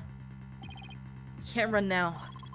Well, it's been fun, but I will be going now with my dear HH-3000 naturally. Oh, and by the way, I would advise against having me followed. Even with no remorse switch, this bomb can still be triggered manually. If I think I'm being followed, I will detonate it on the spot. Farewell. Well, I think you proved Juniper wasn't the killer. You're not going anywhere, Ted-tonate. Oh. Your Honor, there's no reason to be afraid. That bomb is a fake. Oh, are you sure, Mr. Wright? Yeah, there was no crack on the screen. More of your famous bluffing, even at the risk of your own life. Mr. Wright, none of your bluffing now. Not a time like this, please. Lives are on the line here. My life is on the line. I'm not bluffing, and I have proof. You do? Yes, of course, Your Honor. It's right in the photo of the bomb, clear as day. Proof that Mr. Tonate's bomb is not the real HH-3000. Really? Out with it then, immediately. Where's the proof that Mr. Tonate is holding is not the real HH-3000? It's a freaking cracked timer, man. The timer wasn't cracked. I don't want to run like a yellow-bellied chicken, no! The display for the timer on the bomb in the photo is broken. Most likely, it broke when Mr. Tonate used the bomb to attack Detective Arm. But the display on the bomb in front of us is not broken. Oh, you're right. Therefore, this is not the real HH-3000. Mr. Tonate was clearly lying when he said he switched out the bomb in the stuffed animal. The real HH-3000 blew up in courtroom number 4. This bomb is nothing more than a fake, a model used for training purposes. Yeah.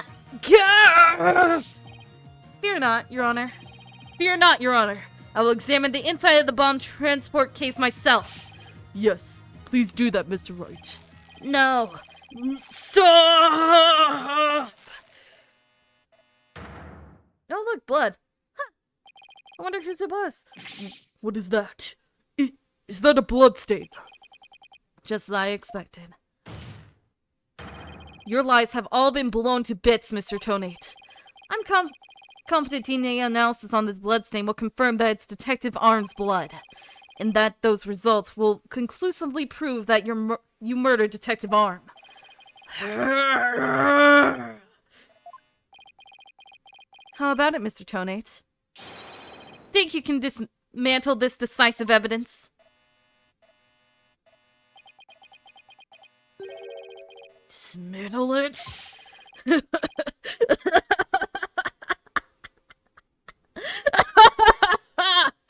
You're too late. You missed your chance to run. So now you're out of time! This is H-30000 is about to explode! Don't try to threaten us, Mr. Tonate. I've already proved that your bomb is a fake. It's real. This bomb is the real thing, I tell you! It's real!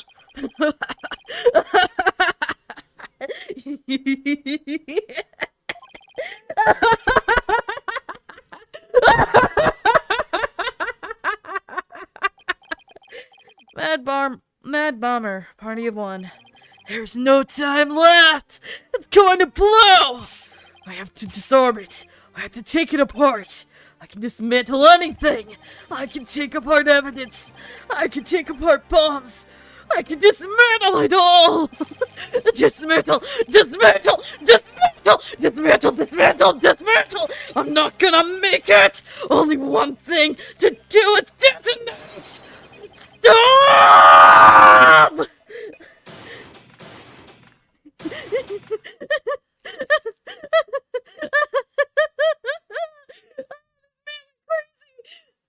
Why am I on the opposite side of the courtroom? No, wait, I've been there the whole time. Made it! What is wrong with you? Okay, bye. Oh. Game over. Dismantle attempt failed.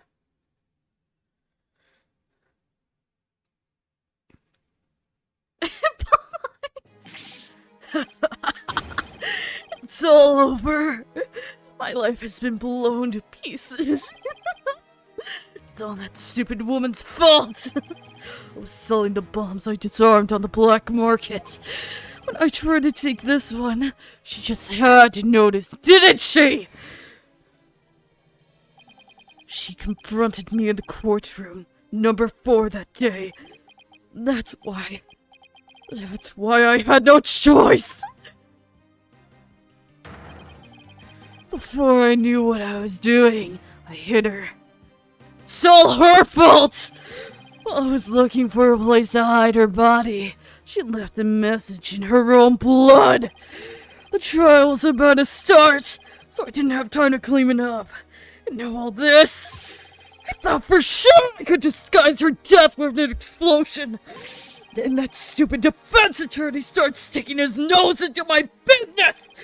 I did my testimony yesterday. I went to courtroom number 4 and I found that kid all up in my bomb transport case.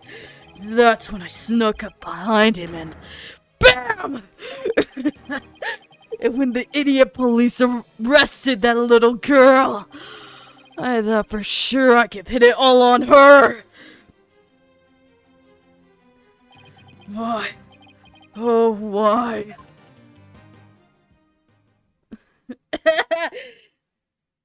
Oh, I was just imagining him going crazy and having a crazy voice, especially with him laughing. Pt10, you are hereby under arrest on suspicion of the courtroom bombing and the assault on Mr. Justice. Yeah, Pt10 did detonate. Your innocence or guilt will be determined at a later trial. I think it's gonna be guilt. Now then, I see that members of the public have returned to the gallery. One person, however, seems to still be running far, far away. Of course he is. Be that as it may, I will now announce Miss Juniper Wood's verdict. Not guilty. He was yelling, so all I could think about confetti. But all I could think about was him going crazy, especially with him laughing all the time.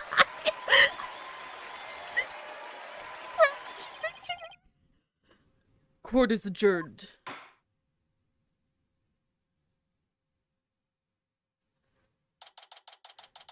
The slow typewriter again. Why do you have to be so slow? December 18th, 12:31 p.m. District Court, Defendant Lobby number 5. You did it, boss! Yeah, I guess we managed to pull it off somehow.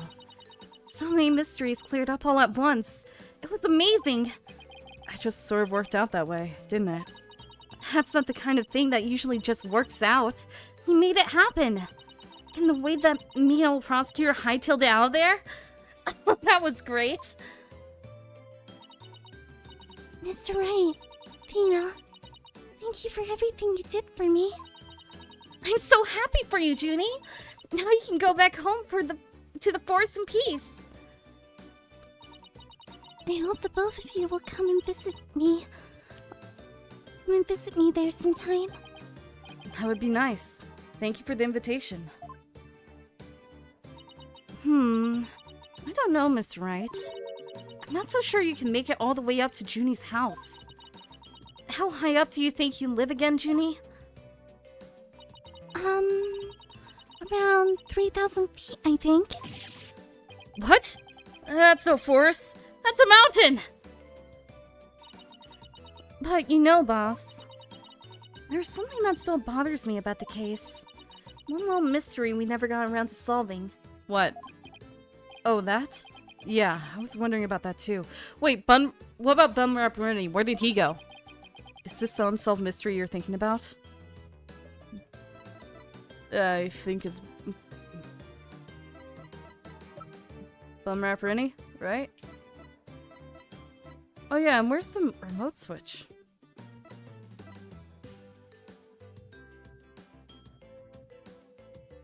I think it's this, right? I think it's the tail. I could be wrong. Save! Don't back out! Thank you! Post-trial and wrap-up. I think it's Bum Rapparini. Take that! Huh? That wasn't the thing I was thinking of. Oh, whoops. Glad mind reading isn't my day job. I was wondering about the missing remote switch. Whoops. Oh, right. Unsolved mystery. It was either the remote switch or the missing Bum Rapparini. Can't blame me for that. I was just testing you. Oh, so you were looking to get a reaction out of me, huh? Now, always remember, the trial isn't really over until you get back to the office. Even if you get not guilty, you still have to remember to stay sharp. In other words, don't gloat too much over a victory, right, boss? Thanks for the tip. But I still wonder where the remote switch disappeared to. Maybe Mr. Tony just got rid of it somewhere. Yeah, this is a pretty big thing to leave unsolved, though. Well, let's leave it up to the police to find. Hopefully, we'll find out someday. I guess you're right. Hey, I know. Junie, should we go report the good news? What about her cough medicine that's inside her stuffed animal that went missing? You know, to that certain someone. Okay. Huh? Her grandmother? No, silly! To Apollo! Oh, right. Well, why don't we all go to the hospital together to see him? Great idea! I bet he's bored out of his mind. Okay. What did happen to your medicine, though? And so, the courtroom bombing case came to a close. But the next trial was just over the horizon. There's never a dull moment with so many lawyers in the office. That's for sure. Apollojustice, Athena Sykes, and me, Phoenix Wright. Between the three of us, there's no case we can't solve. When our powers combine, we're an unstoppable team. We're Captain Planet. We're Voltron. At least, that's what I believed. What do you mean that's what you believed? What do you mean that's what you believed? Don't leave on a cliffhanger like that. Come back here. All of that changed with what Apollo said to us that day. What did Apollo say? It was something that would put my faith in us to the ultimate test. What did Apollo say? What did Apollo do? Date?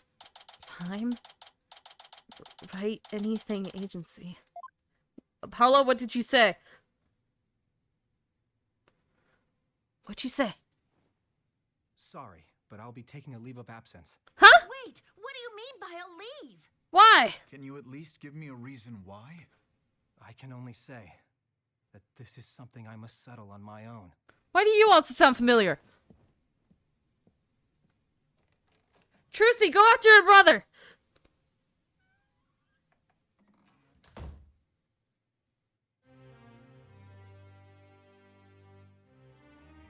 What's happening? Athena, why are we here? Oh, why, Apollo? Why are you shutting us out? I don't know. How should I know why we're shutting us out? Why? Okay. I was wondering why we were doing a shot like that, but it was just for aesthetic, apparently. I thought there was going to be something up there. What happened to you, Apollo?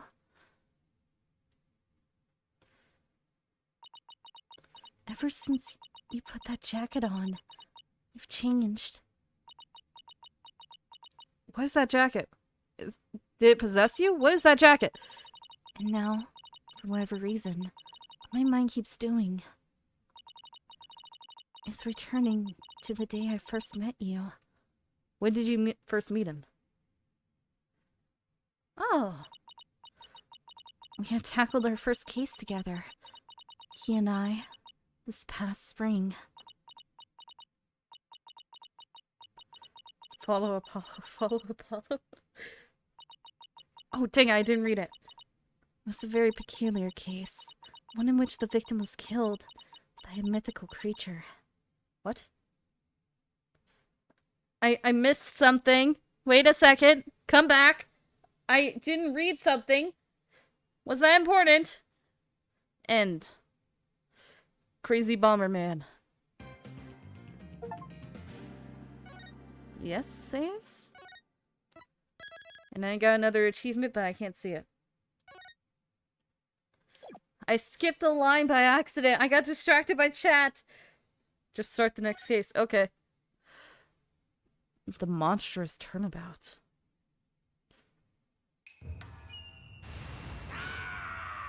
Griffin!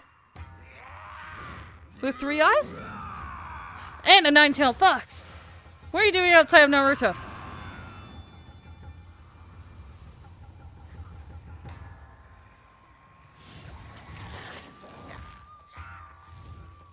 What am I watching? Long, long ago, the nine-tailed fox defeated the evil Tenmataro and sealed the fallen demon away. To this day, it is said that he slumbers even still within the forbidden chamber.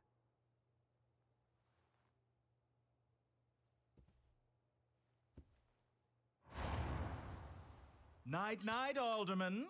Sweet dreams.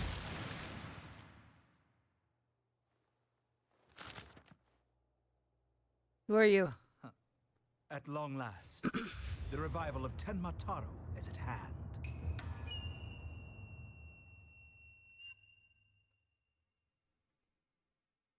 What just happened? What's going on? I don't understand. A few months prior to the courthouse bombing. What happened? What was that? April 17th, 12:13 p.m. Write Anything Agency. Oh! Apollo's made himself at home. I see his suit on the couch, and Phoenix finally took off his beanie. Wait, that has a camera in it. Guess I'm a little early. Oh, hey, Apollo. Yeah, you look weird! Ah! Ah, Bulgy! No! No! Go back to flat, Trucy, please! Oh, hey, Apollo. Getting an early start today? Yeah. This is the first job I've had in a while, after all. Well, aren't you all fired up? Well, aren't you all fired up? Well, it's not every day I get to a call from Mr. Wright. What kind of work is it anyway? Mr. Wright didn't mention any details. Work? Is that how you put it? Don't tell me he just wants me to clean the toilet again. You've really become a fixture around here, Apollo. I mean, your jacket's even on the couch. Come to think of it, it's been almost a year since I was hired. A lot's happened since then. I've settled in nicely despite a few bumps in the road. My name is Apollojustice. I've been practicing law for about a year. I still have a lot to learn. This is the Write Anything Agency, and it's where I work. Don't let the name fool you. It's definitely a law agency. But don't forget that this place is a talent agency too, Polly. It's the law agency part of this office that's usually forgotten. This is Trucy Wright, a budding magician, and an adopted daughter of the agency's owner, Phoenix Wright. She sometimes makes me want to help her with her magic tricks. And what's wrong with that? You're one of the agency's talents as well. I was under the impression that I was a lawyer. Oh, we'd better hurry. Doesn't look like Daddy's going to make it, so let's get going. Huh? Where are we going? What about the job you mentioned? This is the job, Polly. You're supposed to keep me company today. Of course I am. Oh, come on. Is he ever gonna tell us that you're my sister? Another day of not being a lawyer. Should have seen this coming. Well, this is the Write Anything agency, you know? And there's no law-related work at the moment, so... Tell me again why I chose to work here? Where's Mr. Wright anyway? Daddy said something about going to me going to be an acquaintance. But don't worry. Let's focus on your job, and I'll tell you exactly what you need to know. Well, let's go. We don't have all day. Wait a second. And another day of anything goes begins at the Write Anything Agency.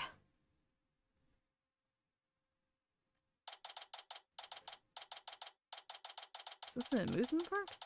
April 17th, 1:30 p.m., Nine Tails Vale, Yokai Lane.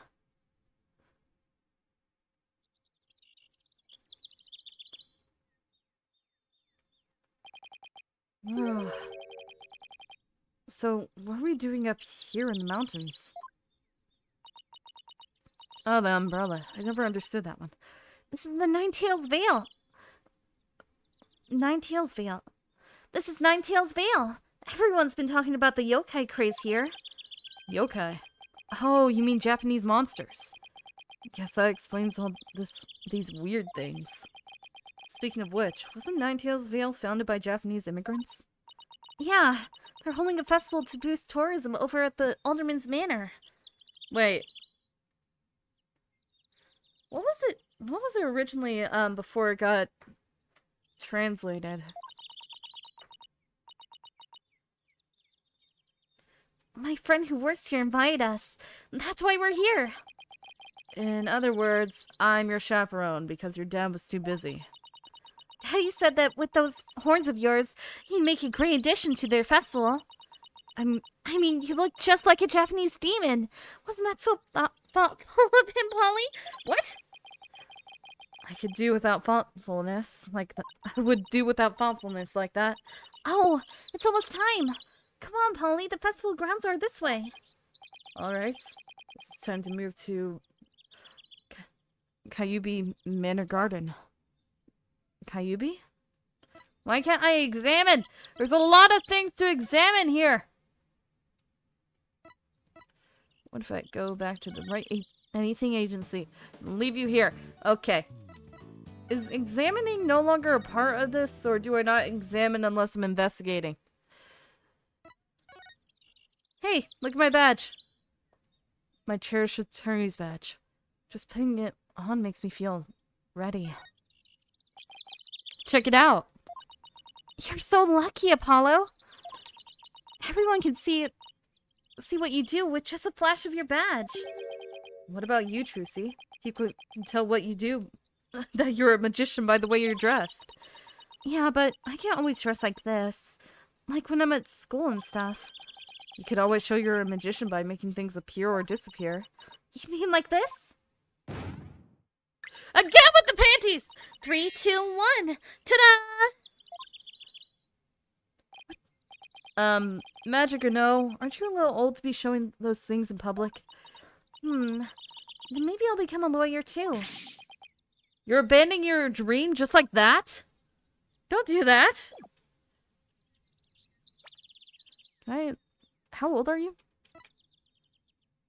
You're 16 now. Okay. Monster craze. This monster craze. Come to think of it, I think I heard about it on TV. It's supposedly how Nine Tails Vale made a comeback from the brink of fiscal disaster. Our agency could sure use something positive like that. Oh, I know! Let's jump on board the monster craze. You and Daddy could be a perfect comedy duo. And you could call yourselves Agni and Rudra, Demon Kings of Comedy. Daddy sets them up, and you knock them down. Hey, I think we hit the jackpot with this idea. Who agreed to this? Sorry, but I plan on staying a lawyer. You do? You don't have to act so surprised by that. What to do? Hey, Trucy, have you seen my attorney's badge? How could you lose something so important? Sometimes I really wonder about you, Apollo. This is so weird. I wonder if I dropped it somewhere. Didn't I just have it? Oh, look! What are these panties doing here? Forget about panties. I'm looking for my badge. Oh, you're gonna... 3, 2, 1. Ta-da! Did you forget? These are my magic panties. Oh, how can I forget? Hey! That's my attorney's badge. Wow. How'd you do that? I set it all up while you were back at the office. Wow, I didn't even... Wait! You took my badge? Why'd you take my badge? Already acting like siblings and we don't even know it.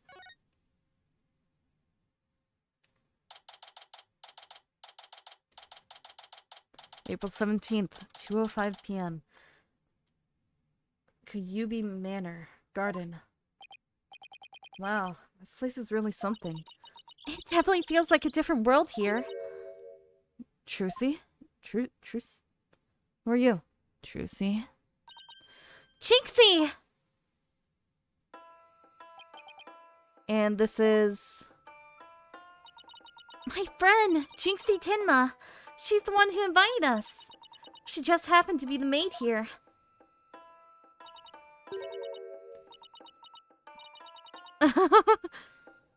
2 horns.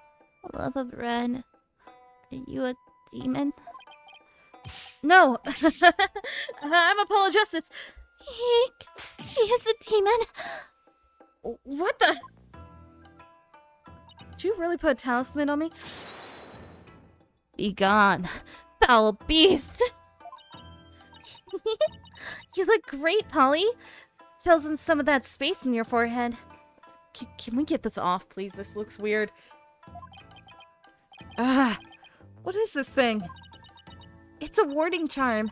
Jinxie puts them on all the monsters she finds. But I'm not a monster.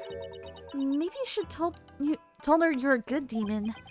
Or you could just say I'm a human. The red demon. Emissary of the underworld. I got up early to do my hair for this. Can I take this off now? So you can eat me? I'm not going to eat you! Forgive me, oh terrible one. Tone down your quartz of steel, Apollo! You're scaring her out of her wits! Don't worry. I'm already full. Please stay that way. Great. No, I'm playing along too. How are you? Look at my attorney's badge. Would you mind taking a look at this? No, thank you. Begone, foul demon. Vanished again. That's what you get when you flash a girl like that, even if it was just your badge. Sheesh, you make it sound like I'm some kind of creep. I didn't flash her anything bad, it was just a badge. Nine-Tails Veil. So I wanted to ask you about Nine-Tails Veil.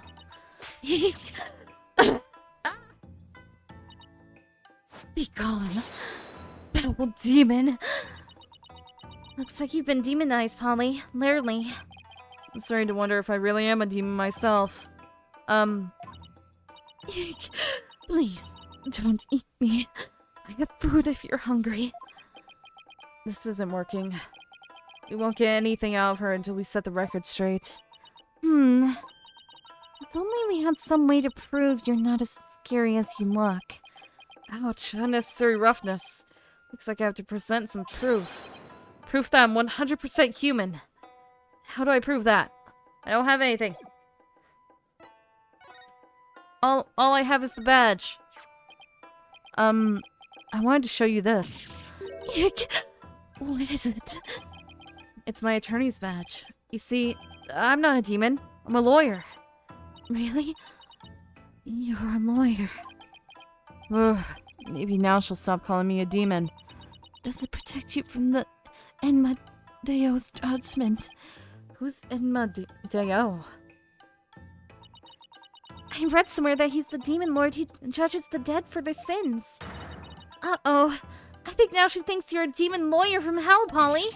Can I go back to being just a normal demon? Please don't boil me in a scalding cauldron. I prefer a Turkish bath if possible. A Turkish bath?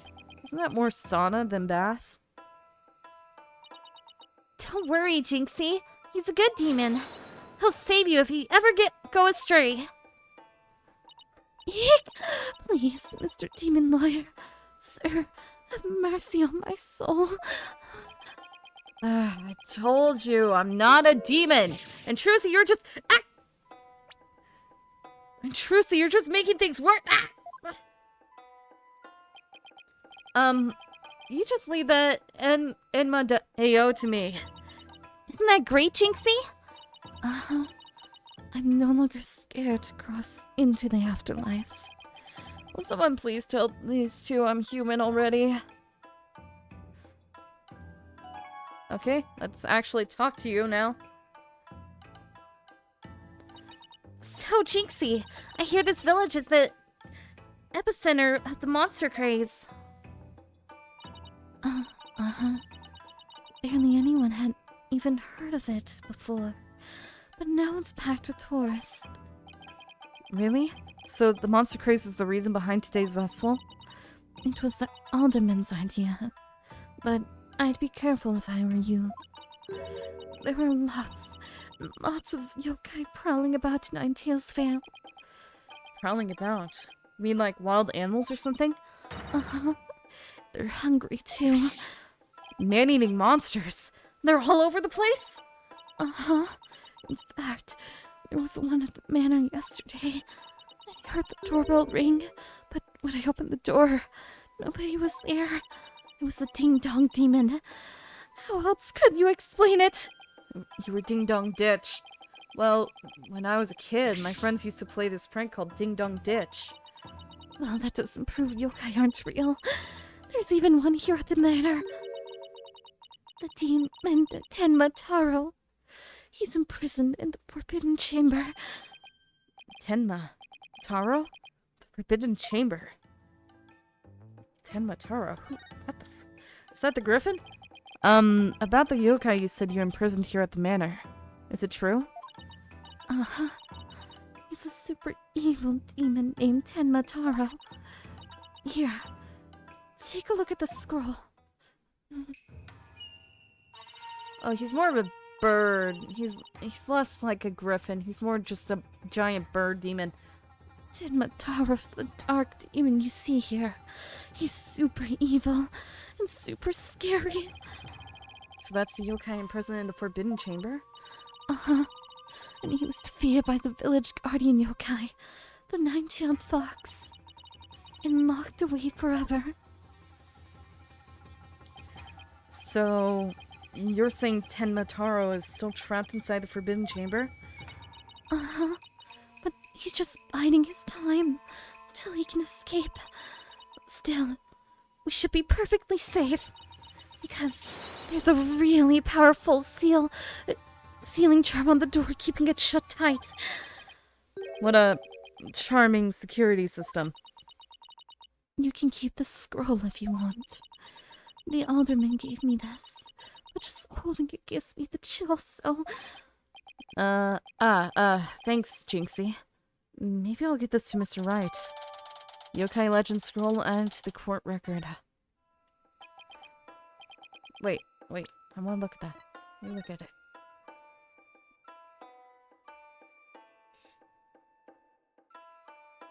Wait. 1, 2, 3, 4. Wait. Okay, 1, 2, 3, 4, 5, 6, 7, 8. Unless there's one hiding, this is only an 8-tailed fox. 1, 2, 3, 4, 5, 6, 7, 8. Okay, there was one hiding. I was counting the tips, but I need to count the base. And why is this a bird demon with ears? Ugh. That looks weird. So, I was wondering, are those things on your forehead also warding charms, Jinxie? Yes. They're to prevent evil things from getting inside me. Papa told me to wear them. Evil things. Apollo, don't you dare take those charms off her forehead. They have to stay there. Forever. Got it? Why? I wonder what would happen if I did take them off. It's time for me to get back to work. Thanks for inviting us, Jinxie. You're welcome. Oh, and before I forget, there's going to be a surprise event today. Even I don't know what to expect, but it's sure to be fun. Better not be a yokai parade. She'd probably drop dead from fright. Hmm?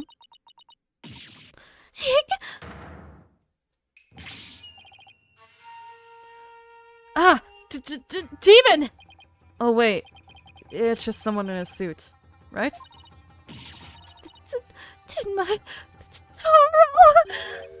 Tenma Taro? The demon from the Forbidden Chamber? Don't hurt me! Be gone! Be gone! Be gone! Better watch out, little girl, or I'll snatch you away. Charm! Where's that dying? Go to heaven, Charm! Oh, she's put it on her own forehead this time. She sure gives up quick. Huh? Why's everyone hiding their faces? Hey, you there! You mustn't stare at Tenma Taro like that! Lower your eyes! I'll steal your soul if you're not careful. Huh? Steal my soul? Seriously? Your delivery stops here and... Your devilry stops here and now, Tenmataro. Now what? Look, Apollo. There's somebody up on the roof. Who are you? Well, how'd you get up there? That booming laugh. Could it be... Mine golden nine tails are proof of my unassailable righteousness. With my band of 100 minions I vanquish evil from the land. I am the wrestler of righteousness. Yaha!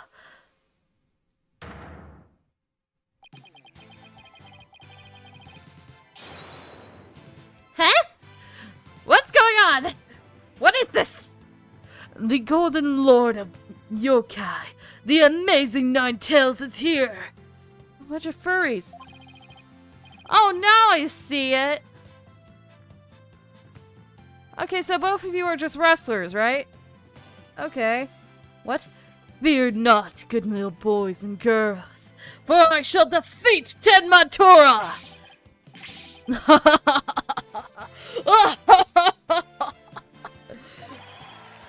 Hooray! Hooray! It's the amazing Nine Tails! Up to your no good tricks again, eh, Tenmatoro? Well, not on my watch. Ha! What is happening?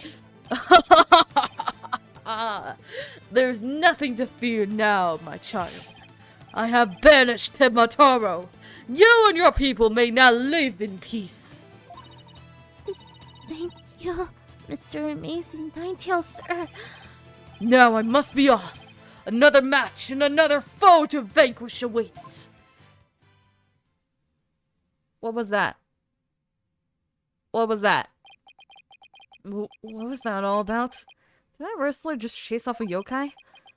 Looks like he came out of the Alderman's manor. That was the Amazing Ninetales. He's a pro wrestler from right here in Ninetales but no one knows his true identity. Jinxie sure seems chip here all of a sudden. What was all that about him banishing Tenmataro? That was Yokai exorcism. It's an annual ritual where Tenmataro is released to remind us of his wickedness. In the end, the nine-tailed fox drives Tenmataro out and purifies our village. But the Amazing Ninetales did the honors this year. So that was the big surprise, huh? The Amazing Ninetales and Tenmataro, huh? Well, whatever floats your boat. Oh, would you look at the time? I'd better get back to work. Please excuse me. She's a strange one, all right. I think she's sweet in her own special way. Knowing Trucy, she probably has lots of friends who are sweet in their own way. Well, we still have some time to kill. Maybe might as well see the rest of the Ninetales Vale while we're here. The fun never stops, does it?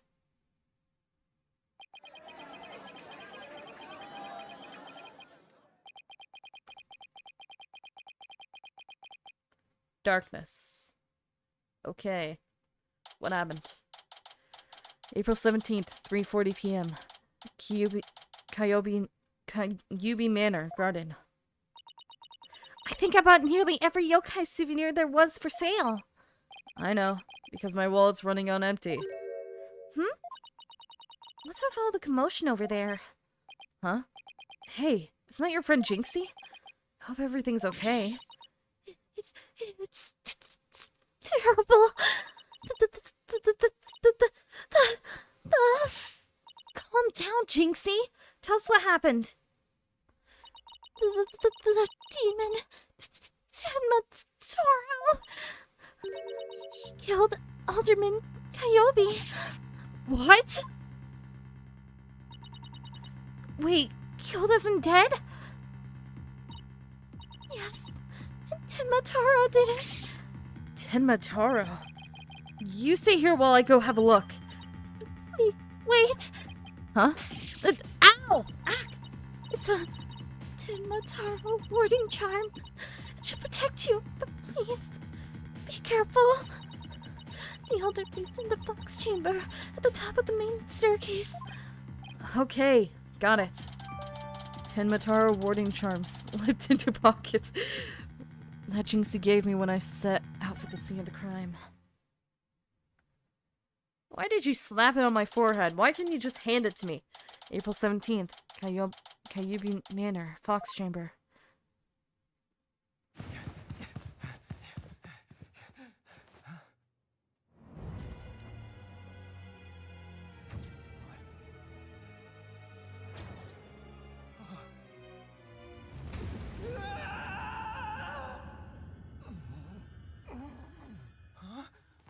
Are you all right? Who are you? Help! Someone call an ambulance!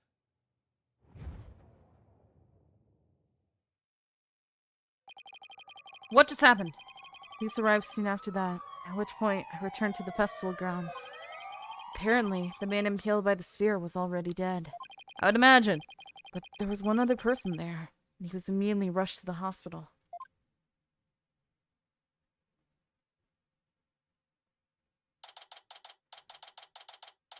April 17th, Kyubi Manor, Garden. Ooh. There has to be a detective there. Oh, is it gonna be Emma? Thank goodness the other man's going to be fine. Sounds like he'd only been unconscious. You think Jinxie's going to be okay? I'm sure she'll be back to her old self in no time. At least she's calm enough for the police to question her for now. I'm sure I'd love to know what crazy Emma left those feathers and tracks. Oh, look, here comes Jinxie. Hi, Trucy. Hi, Mr. Demon Lawyer. Heya, feeling any better? I was wondering if you're up to filling us in on what happened. What happened? Here, look at the scroll you gave me. They sold those at the village souvenir shop. They really went all out, making it all... dang it! Making it look like a real scroll and all. By rolling it up like that, you can't see Tenmataro's picture. It's so you don't lose your soul if you accidentally gazed upon him. Even if it is a souvenir, no one in this village wants to accidentally see what's inside. I've heard of losing or selling your soul for many things, but for the price of a souvenir? I mean, I'm looking at it. I'm not losing my soul. Don't think I have one. I wonder how many innocent shop girls have fallen victim. Wouldn't it be better not to sell them at all?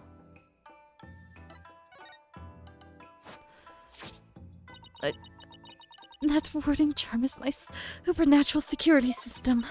It protects me from yokai, ghosts, demons, and other things that go bump in the night. Just the other day, I was chased down by a demented camera demon. But I drove him back by my trusty warding charm. Camera demon? Sounds more like an overexcited tourist.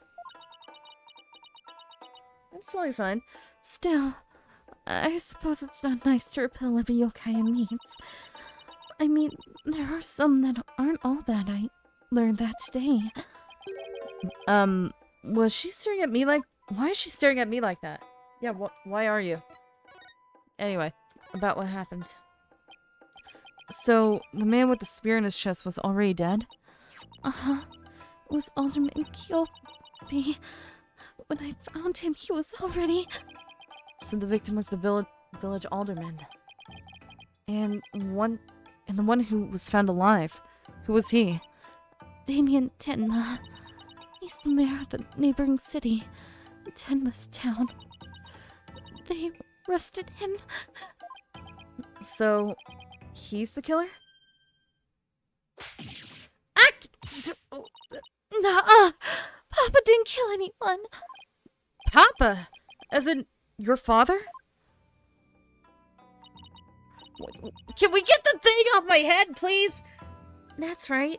Jinxie's dad is the mayor of Tenma town. No way. Yes, wait. He's innocent. This just got way more complicated. The victim was the alderman of Nine Tails Vale. Jinxie's father, the mayor of Tinmatown, was arrested for the crime. Sounds like we have some investigating to do. I know this is difficult, Jinxie, but you need to hang in there. I know. I'll try my best. Would you mind telling me a little more about the victim? Wait, let me look at the court record. So your name is Jinxie Tenma. Amazing. Hi, the amazing Ninetales. Who are you, furry? The masked wrestler of unknown identity or origin. The nine-tailed cape he sports is the signature piece of his costume. And Damien Tenma.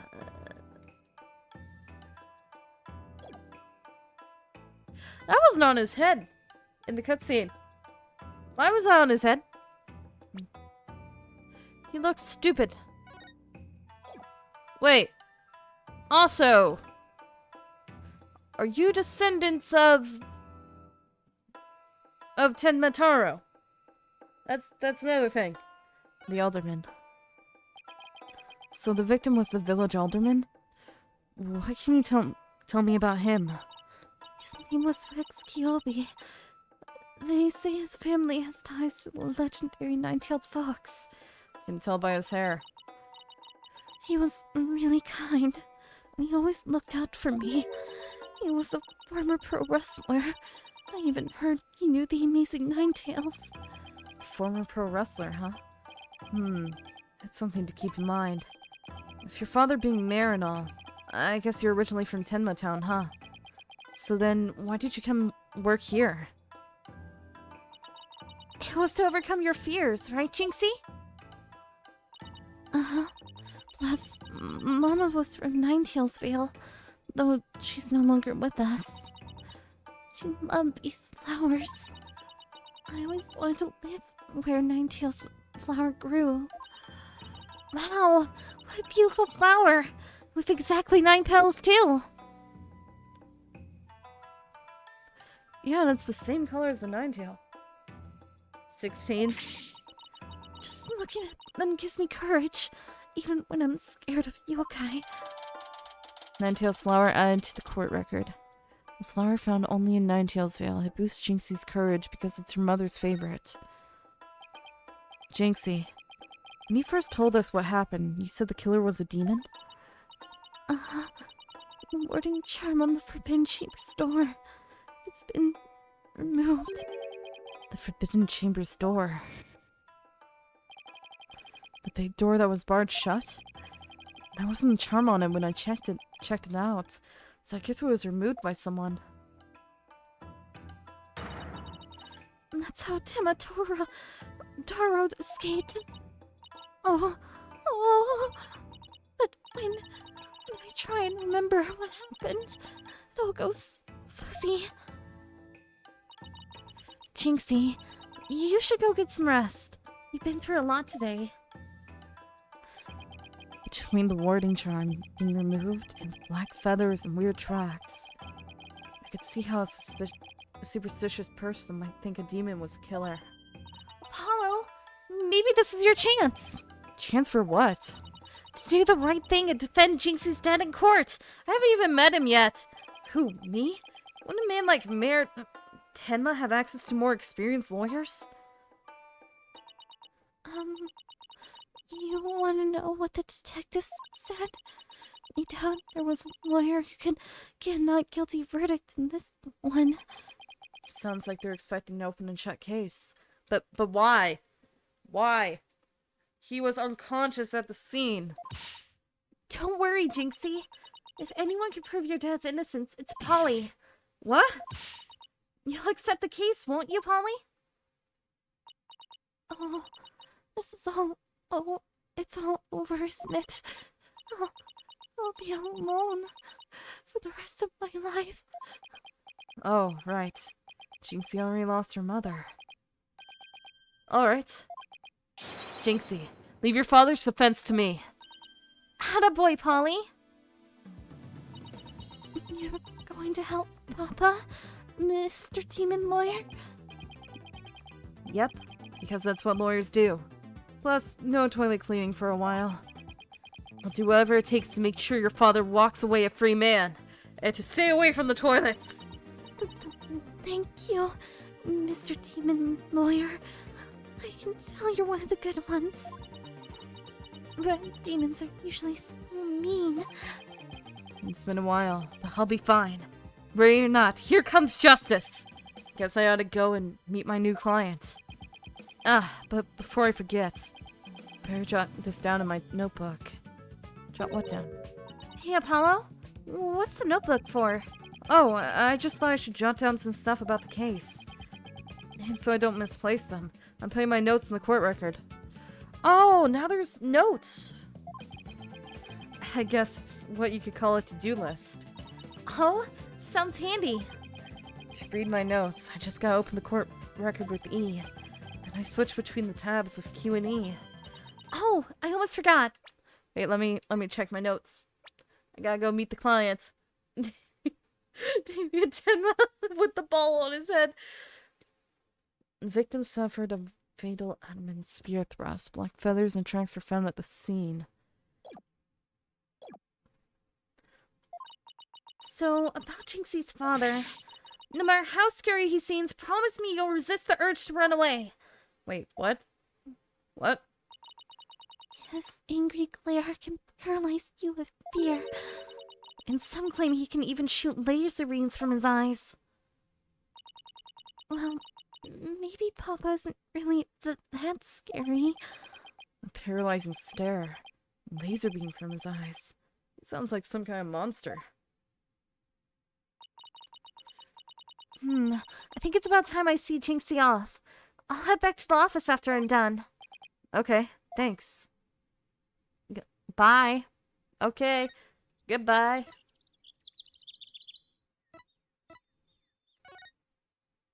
Yokai Lane. Okay, can't do anything here. Nothing here. Okay, I'm just wandering for no reason. Detention center. Oh, this is new. There's actually a mic here. April 17th, detention center, visitor's room.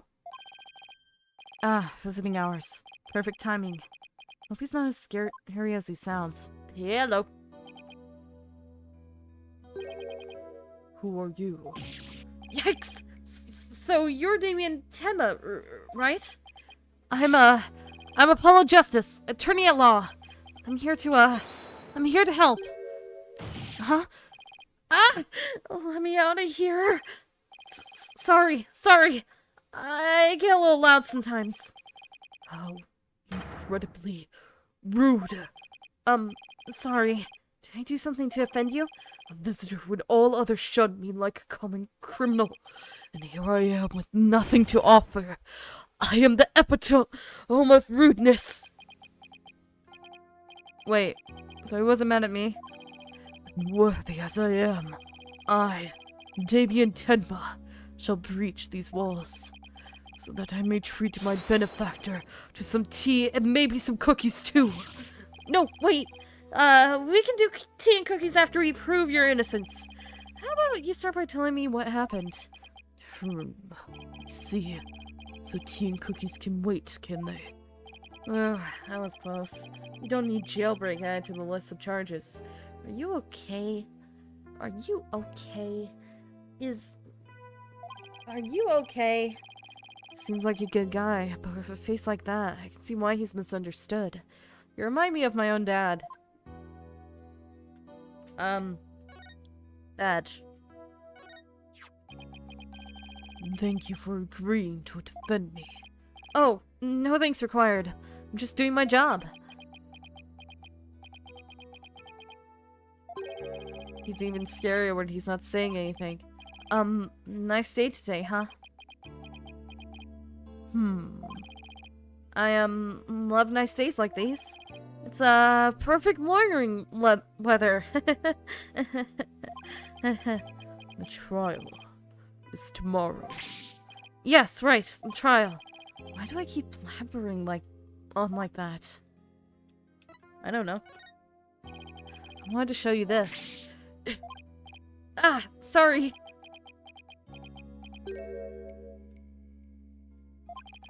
I hate when he clams up like this. Those charms on your head. They're the same as this one, correct? Indeed they are. Jinxie applied them after the murder. She said they would keep Tenmataro from possessing me. Oh, right. So it's not some creepy fashion statement. Still, there's an awful lot of them. That there are. Truth be told, my head's feeling a bit itchy. Can't you just peel them off? Jinxie did this for me. I could not hurt her feelings like that. He really cares for his daughter. I want to show you this. Okay. Reason for arrest. Mayor Tenma, do you mind if I ask why you were arrested? Whoa! Sorry. I guess some things are better left unsaid. Excuse me? To think a paragon such as I could be treated like this. This arrest should never have happened. Go on. I fear the ill effects it will have on our youth. Now I've but one choice. I must leave here at once, if only to protect the moral fiber of our youth. No, wait! You can protect the moral fiber of our youth after you've been declared not guilty. I suppose you're right. Phew. Our youth just came this close to quite a scare. My fingerprints were on the spear that killed Alderman Kyobi. That's why I was arrested. Your prints were on the murder weapon? That's never good. Any idea how they got there? None, for I hardly remember a thing, you see. I was fast asleep at the time. Someone must have slipped me a sleeping pill or something. What's worse, somebody clobbered me on the head. I see. A drug-induced slumber and a blow to the head. No wonder you hardly remember a thing.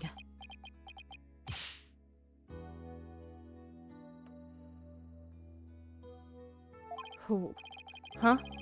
Was that some kind of strange laugh? Well, I think we can safely assume your prints were planted while you were unconscious. Motive. What do the police have on you as far as motive is concerned? Truth be told, there's been a bit of trouble between the alderman and I as of late. Oh? Was it personal in nature? Nothing like that. It's a long story. But suffice to say, I've been pushing to merge Ninetailsville and Tenma Town. Surrender Ninetailsville to Tenma Town now! Yikes! That's what I told him. I'd like to tell you to stop shouting like that, but I'm too scared. So, what's the motive the police have established for the Alderman's murder? Indeed it is. After all, Alderman Kyobi was dead set against some... dang it.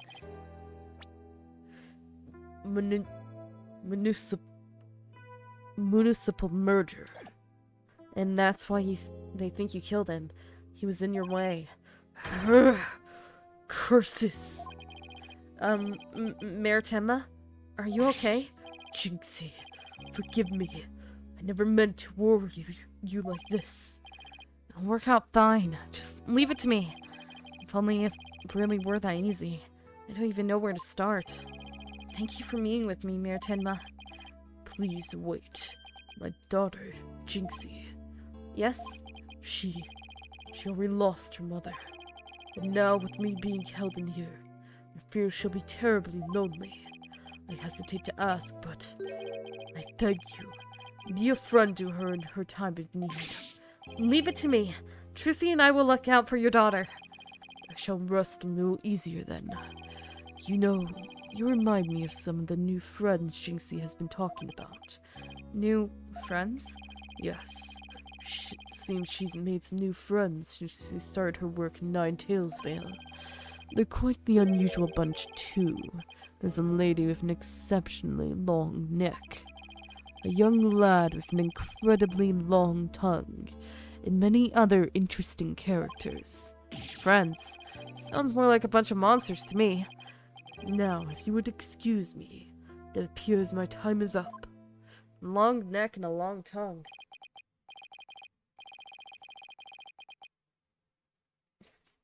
Why am I so tired? Must have been more tense than I thought. Still, I'm glad he didn't turn out to be as scary as he looks. Oh, it's my ringtone? Call. Oh, it's Mr. Wright. Justice here. Apollo, it's you. Hi, Mr. Wright. What can I do for you? Trucy told me you've taken on a new case. Oh, that. That was kind of spur of the moment. He's actually calling me about a case? That's fine. I have a favor to ask. Sure, what is it? I'm at the airport right now. There's someone I had to meet. A new addition to the agency, actually. Her name's Athena Sykes, and she just passed the bar. That's right. I remember hearing about her coming to join us. Guess that was today.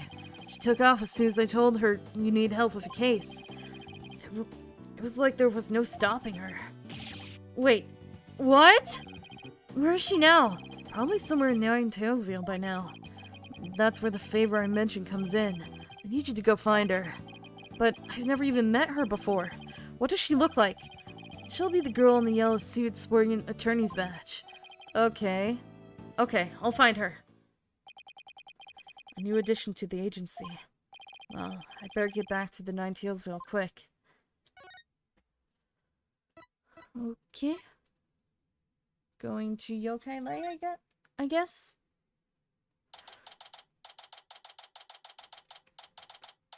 Ah, slow friggin' typewriter! Stop it!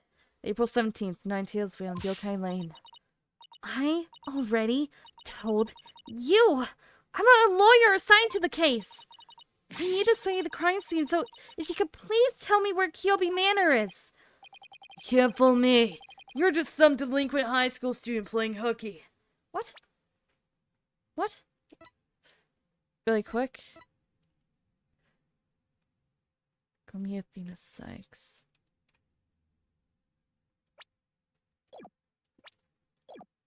Okay.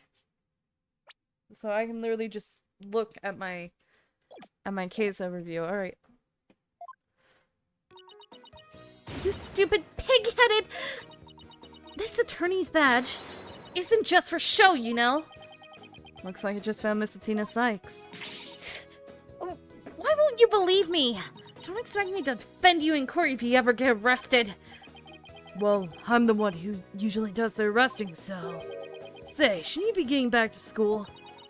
I already told you. I'm a lawyer, not a student! That's it. Enough of your lies. You're coming with me. Get your hands off of me!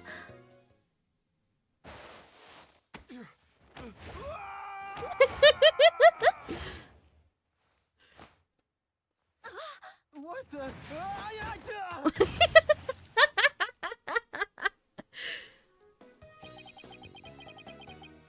I think you can watch out for the bystanders next time. Whoops! Are you okay? I think so. But the police officer's out cold. I am so sorry. I do that when people suddenly grab me. It's like a reflex or something. I also wanted to check out something, because his voice is sounding familiar again. He's known for a critical role. Wait. Ryan Nakata is also part of Critical Role? Really? Wait. Okay, no, it's not who I was thinking. But they have 2 Critical Role voice actors for this game already. Interesting. That's why his voice also sounds familiar. I do that when people suddenly... reflex. Sounds more like a felony. You're Athena Sykes, I take it. That would be me. And you are... I'm apollojustice. I work at the Right Anything Agency. The Right Anything Agency? What a fishy-sounding name. It's a long story, but it is a law office among other things. Did Mr. Wright explain it to you? Oh, right, that right. So then you must be... Where have you been? I've been looking all over for you. I could say the same thing to you. Well, here I am. Now, how about telling me a little bit about yourself? Mr. Wright didn't really tell me much, as always. Ah, of course. Feel free to ask away. Attorney's badge? Yep, that's your attorney's badge, all right. Its dull, grimy look makes me think of all the courtroom battles you've faced so far. I hope mine will look like that someday. Look out, legal world. Athena Sykes is psyched and ready to go. Actually, I just haven't polished it lately.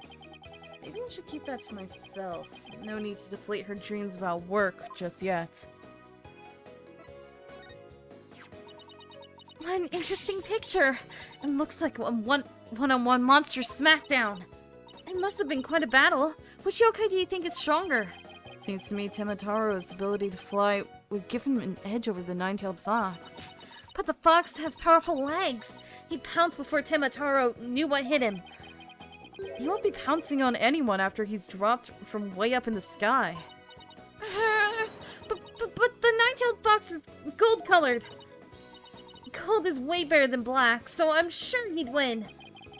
What do colors have to do with anything? Besides everyone knowing red is the best. Actually, black is the best. Or purple. Sorry, Apollo. Nothing's coming to mind. But give me an hour and I'll have it analyzed, psych style. I'll get started on it right now. No need for that. I was just wondering. You don't need to go looking at things. Okay, nothing about the flower either.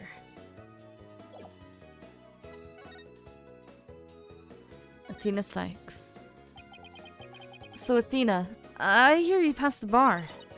That's right. And here's my shiny new badge to prove it. Isn't it beautiful? Oh, so you must be a bit younger than me. A bit more than you might think, in fact.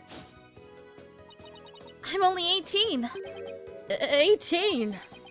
How in the world did you become a lawyer at that age? You don't care about Gavin, who was a prosecutor at 17? That's even younger. I skipped a few grades while I was an exchange student in Europe. And I got my license to practice law while I was over there. All I can say is, wow. She must be a genius or something. I also studied analytical psychology. Thought it might help me be a better lawyer. Psychology helps her be a better lawyer. How exactly does that work? Okay, what about the client? So, tell me about our client. What are they like? Oh, right. You haven't met him yet. Well...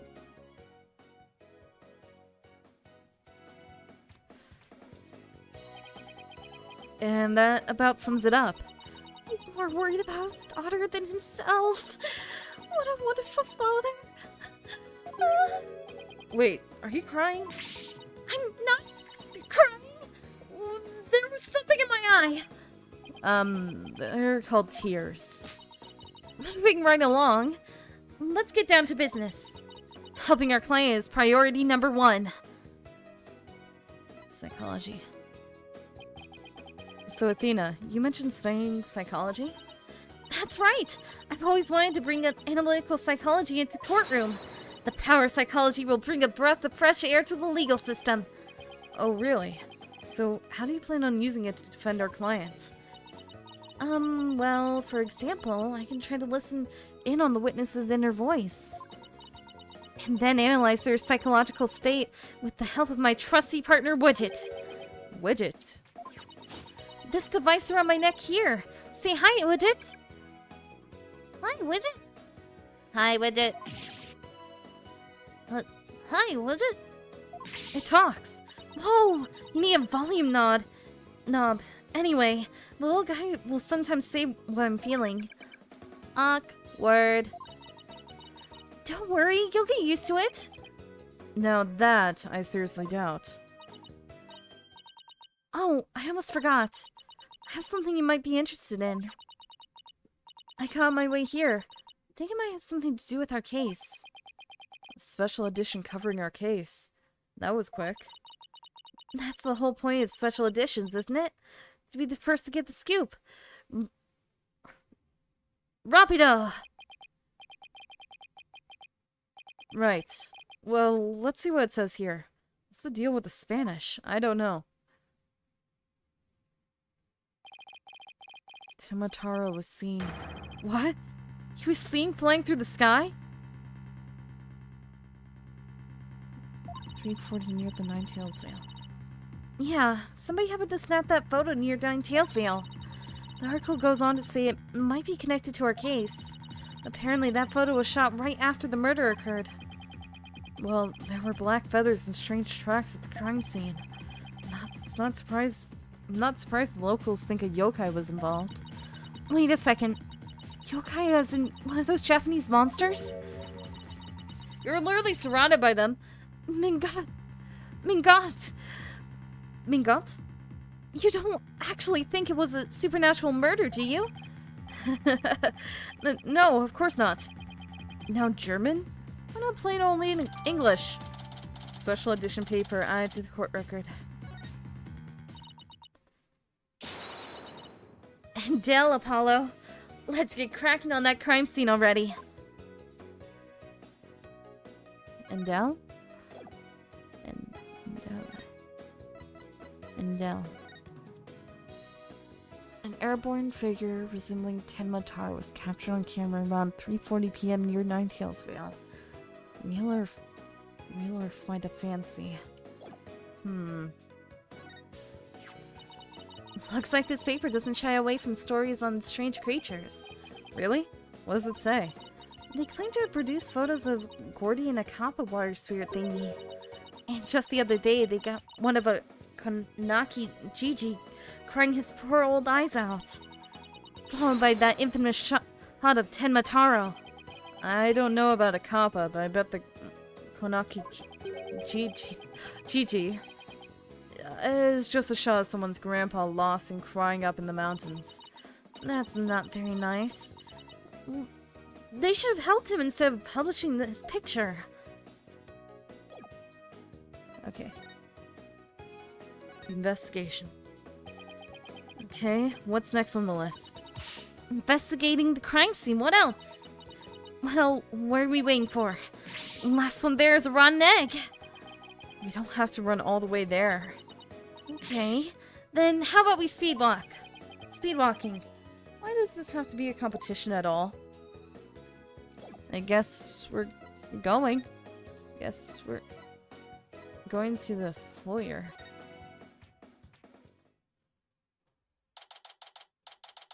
April 17th. Kyobi Manor, foyer. Do you hear that? Sounds like a TV or something. Oh, look! There's a TV in that little room in the corner. In other news, the mysterious masked wrestler, the Amazing Nine Tails, has been confirmed missing according to sources close to the wrestler. It appears he disappeared sometime after the special event held in Nine Tails Vale today. He also failed to appear at a match today when he was scheduled to defend his title. Local villagers say his disappearance may be connected with Temataro's recent escape. So that wrestler's gone missing. Who are you? Hey, you two! You belong in here! Don't worry, there's nothing suspicious. What about them? They're horns of yours. They look mighty suspicious if you ask me. Horns? That's my hair! Anyway, we're lawyers and we're here to... Look shifty. I don't like you. You're the lawyers come to defend Mayor Tim, ain't ya? So reckon that with that expensive looking bracelet you got there. Name's Phineas Filch. Phineas Filch. I'm the caretaker here. Pleased to meet you. Same here. Wow, talk about a quick change of heart. So, tell me, demon lawyer, that you use them demonic horns of yours to scare the bejeebers out of witnesses, huh? Come here, you little horn demon, Youch! Hey, give that back! These horns are I mean, my hair isn't meant to threaten anyone. Give me back my bracelet, you jerk! Ain't? Seems my big waist some perfectly good horns, if you ask me. And then again, ain't none of my business, so... That was fast. Guess he's done with me. He only did that to steal your bracelet! Get it back! Well, I best get back to work. Thank you, Athena! Halt! Stop right there! Huh? Me? Apollo, your bracelet's gone. Ah! Don't you worry, Mr. Lawyer, sir. I'll check the lost and found later. Somehow I don't think that will be necessary. Just check your wrist right now. Ah! The cat's out of the bag! You're acting like you're sneaky. I can clearly see it. It was barely in the bag in the first place. That was a pretty pathetic attempt. Almost worked, because Apollo's stupid. Sorry! I'm so sorry! Just couldn't control myself. Please forgive me. I'm begging ya. Don't do that! Jeez, I almost felt sorry for him now. What should we do about him, Apollo? Well, I got my bracelet back, and he seems sorry enough, so he's not. I knew you'd understand, Mr. Lawyer, sir. You obviously got a big heart. As big as the wad of cash in your wallet, I hope it... You leave my wallet out of this. Hey! Did you just finish apologizing for stealing from us? Run away! Head for the hills! Get back here, you! Talk about a quick escape. Looks like he dropped a few things. Looks like a pair of diagrams. This one's of the crime scene. Here's one of the foyer. He left his shoes behind, too. The guy's the living definition of a bumbling thief. Let's hang on to his shoes. We can get them back next time we see him. Yeah, another win of almost losing my bracelets. As for the diagrams, I say we keep them. They look like something the police might draw. Wonder where the caretaker got them. Crime scene diagram added to the court record. I think he might have stolen them. Foyer diagram added to the court record. Wait, let me look at that. Let me look at those. A diagram showing the scene of the crime.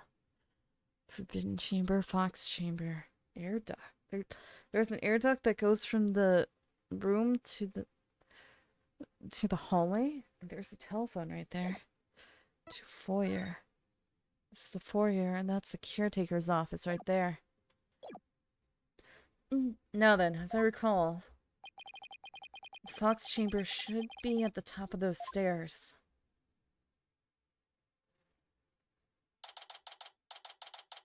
April 17th, Kyobi Manor, Fox Chamber. Whoa!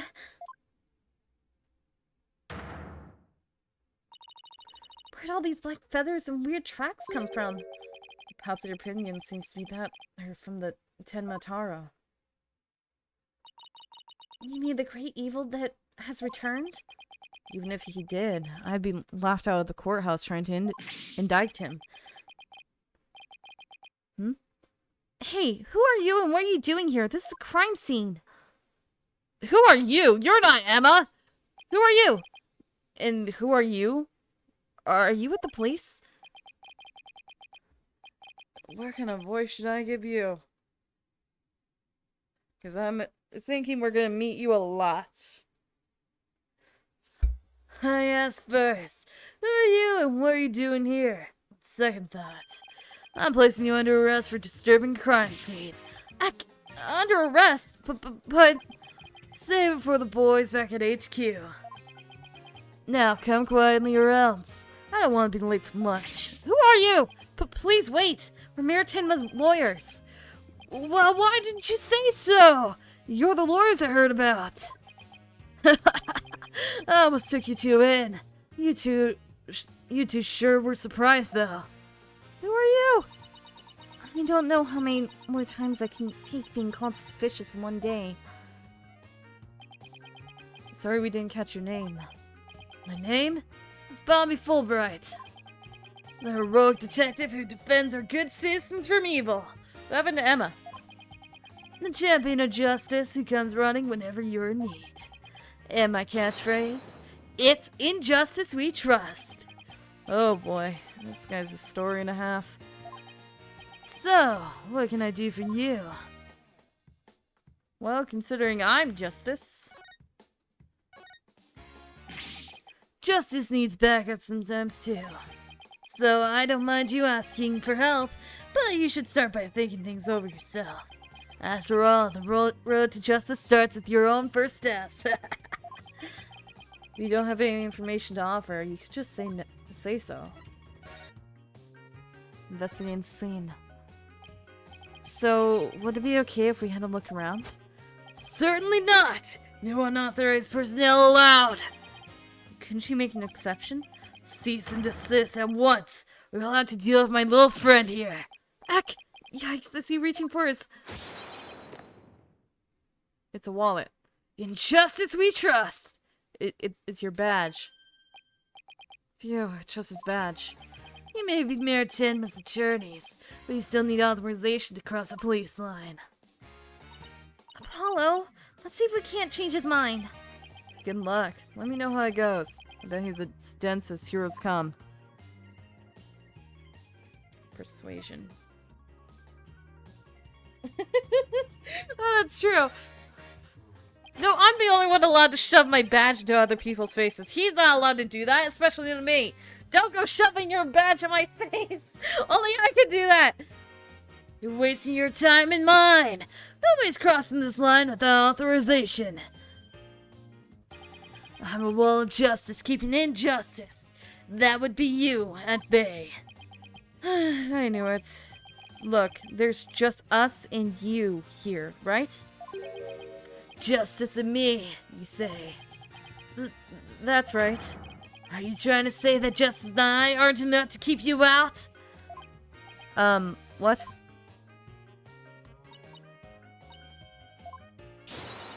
No, silly. We're saying that you're an inspiration in our quest for justice. No! It can't be! Huh? You have him on the ropes now, Athena. If we were on the side of justice, would you let us through? But guarding the crime scene is part of justice too! Well, my last name is Justice. Sure. But only a bad guy would stand in the way of justice, right? Ha! Whose justice is the most just here? Well, we can't have a fair and just trial without a thorough investigation, so... Oh, Lady Justice, what would you have me do? I want to try it. I want to try to give him gumshoe for just a second. Oh, Lady Justice, what would you have me do? Nah, no, that does not fit. No. I think we really got to him. Yeah, he seems pretty neurotic as far as champions of justice go. Our pleas for justice must have had a huge impact. It's tying him up in knots. Now's our chance to start looking around. After all that about authorized personnel only.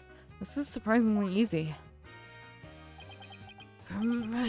Should I stop them or let them through? The justice is more just.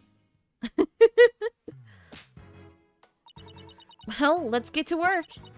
We're supposed to be finding clues related to the crime, right? Right. A search of the crime scene would turn up some evidence we can use at the trial. Let's try viewing the crime scene from different angles. You never know what's hiding just around the corner, right?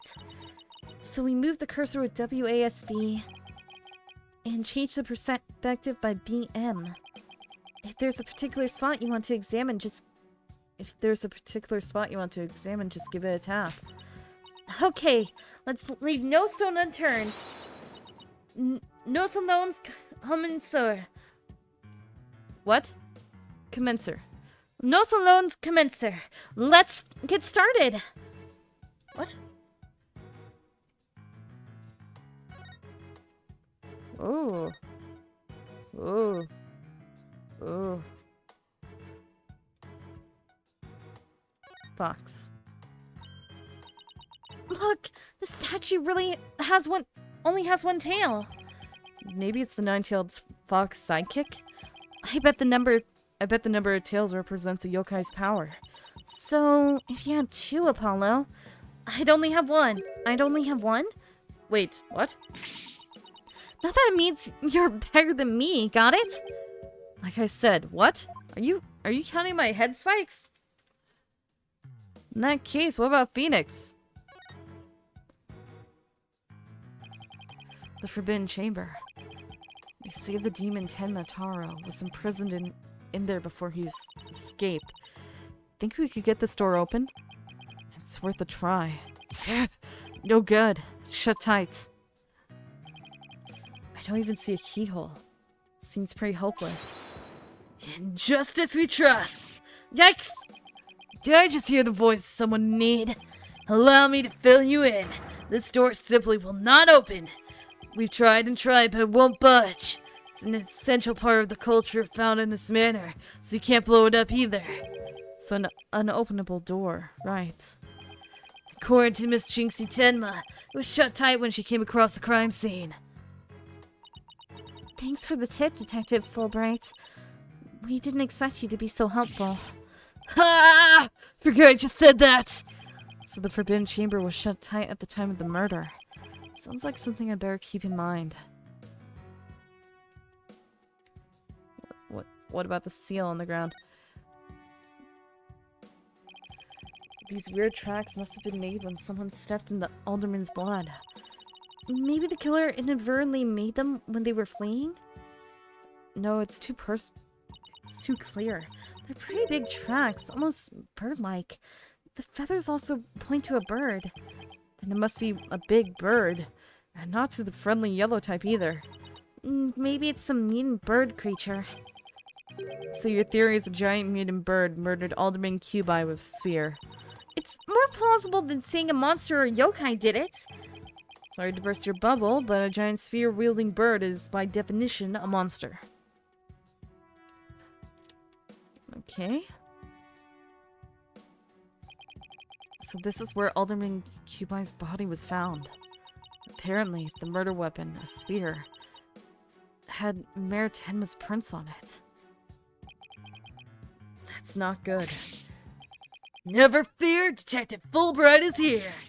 Yikes! Of course, I can't offer you any information on my investigation, so... in the name of justice, I must say goodbye! What was that all about? No clue? I think he was about to tell us something, but he just walked away. What's that green thing? There's something wedged under this chair. Let's see if it can be... if we can't lift it up and... Freeze! Yikes! No disturbing crime scene evidence, even if you are the mayor's lawyers. He does have a point there. Hey, Detective Fulbright? Did you hear about that attack on Yokai Lane? I heard an elderly woman was assaulted by a strange yokai shaped like a roll of cloth. You wait till now to tell me? I better get over there at once! And justice we trust! Okay, bye. That was surprisingly easy. Okay, Apollo, now's our chance to look around some more. The more I get to know her, the scarier she gets. Hope she never finds my weaknesses.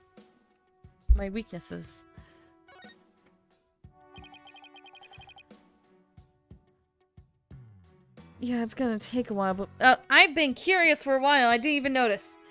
It's gonna take a while before we can find somebody that can take a Gumshoe voice. There are only specific kind of people that can sound like Gumshoe. Whatever this is, it's stuck on tight. Looks like a large blood-stained cloth. The blood's probably the alderman's, but it's pretty far from his body. Wonder how it got here, and why does this seem important? Did I add it to my thing? Nothing much to see on this side. Maybe I should go check the other side. Weapons. This one's a spear, but what about this one? Looks like a giant pair of pliers. Looks like something a demon might use. Saw something like that in a manga once. Really? What are they used for? Oh, things like pinching through cheeks. Ew! Pulling out tongues. Stop! Oh, and you should see what they can do to a person's eyes. Okay, I get the idea. But I'm sure this thing is just a simple can opener or something like that. Demons eat canned food? I always wonder what they ate besides people. Am I just messing with her? Kinda feels like that. Okay, what about that? Wow, this is a pricey looking chair. Apparently the mayor was found drugged and unconscious in it. Really? Yeah, and when he came to, he was arrested for murder. Talk about your rude awakening. So he's the prime suspect in a crime he knows nothing about? That stinks. That stinks. That stinks. Yeah, let's go with that one. That stinks. Oh, poor Mr. Tenma. Oh, he must be feeling so scared and confused. Apollo, it's up to us to save him. It's like she's on her own emotional roller coaster. I mean, I technically did. We've already searched here, but it never hurts to take another look around.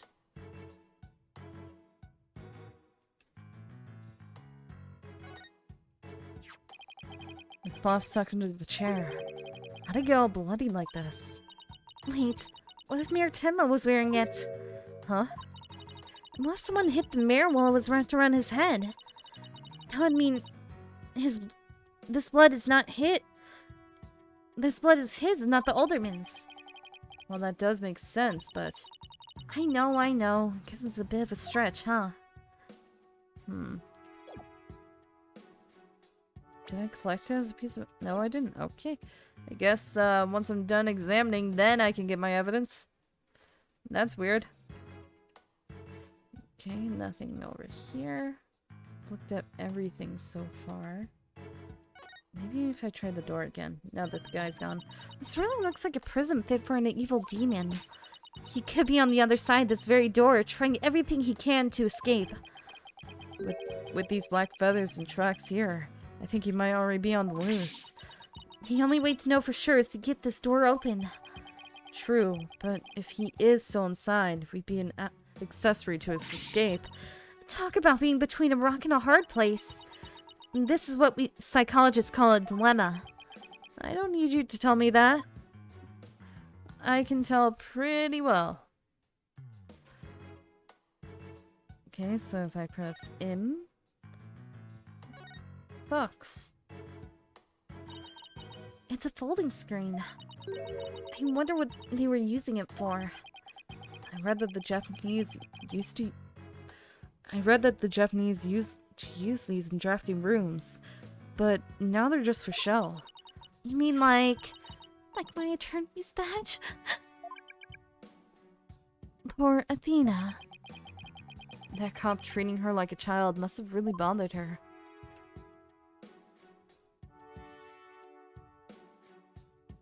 What was that behind the door? What was that? There's something behind the door. It's a smashed statue. Whatever it is, it looks like it's broken. It probably broke when the door was open. Why would anyone put something there? That's weird. Yeah, it wasn't very smart. Maybe it was Jinxie. She was the first one to discover the body. She must have heard the screams and came running in here in a panic. Well, look at you, Apollo! Now you're using analytical psychology too! I am? Wow, you really learn quick. But I guess I shouldn't be surprised. You're the ace attorney of Right Anything Agency. I can't tell whether she's serious or not. If Trucy said something like that, I'd immediately know she was messing with me. It's hard to tell with that girl. There's a clock. Apollo, what words came to mind when you watched that pendulum in there? Unsteady and, Restless? That's a direct representation of your current state of mind. Wait, that was some kind of psychological test? My diagnosis? A strange case has made you anxious, causing you to lose your cool. You're actually not that far off the mark. Miss Psychologist Therapist Lady. Anything else on the site? Oh, I've already looked at the blood. I've already looked! Oh, there it is.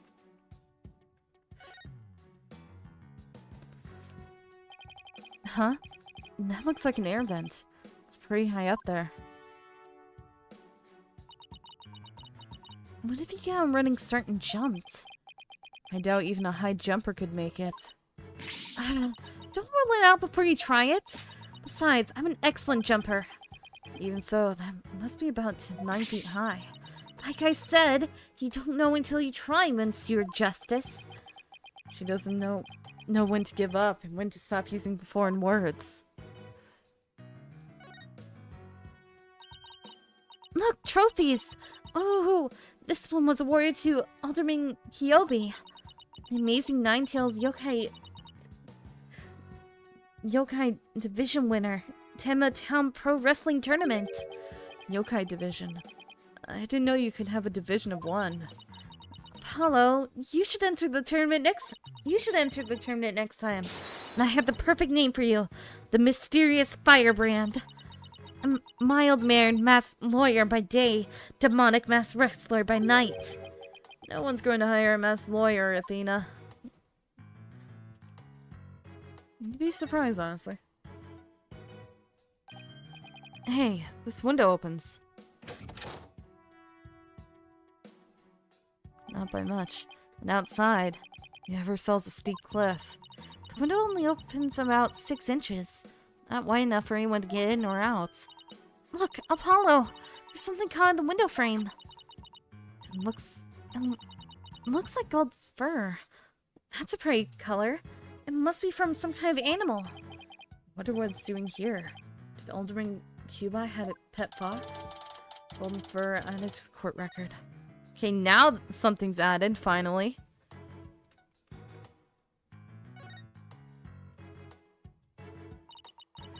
Doesn't this Tanuki statue remind you of the mayor's caretaker, Phineas Filch? The raccoon-looking thing? Yeah, it does look like him. Oh, I just got the best idea. We should knock it over. It might transform back into Mr. Filch. Mr. Filch is mischievous, but he's not magical, you know? Way to waste a brilliant idea, Apollo.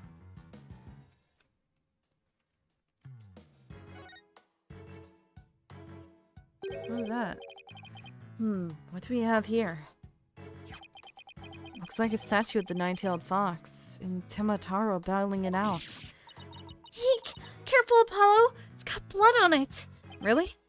Hey, you're right. Wonder if it's the Alderman's blood.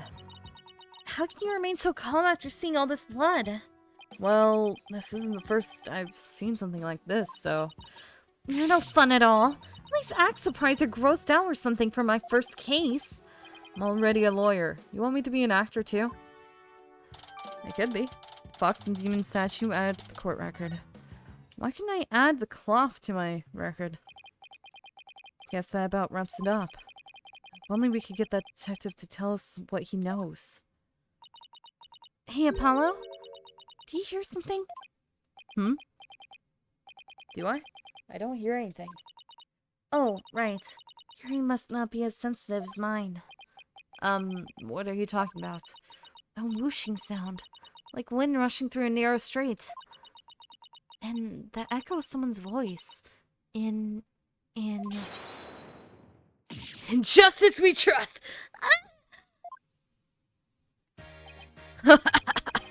Someone's got sharp set of ears. And that was the sound my righteous voice reverberating through the air duct. I heard it through the air ducts? Yeah, check it out! But why would she hear you through there? Why don't you go to the diagram? How do you know I have that? Oh right, I tried to show it to you. As you can see, the vent is connected to an air duct that leads out into the hallway. The wind must have rushed through there and carried my monologue with it straight to your ears. And what a unique monologue it was. I was just thinking, maybe the killer made their escape through that air duct or something. A cute theory, but I think not. The air duct in the hallway is low enough to climb into, that much is true. As you can see, the vent of the ceiling is very high.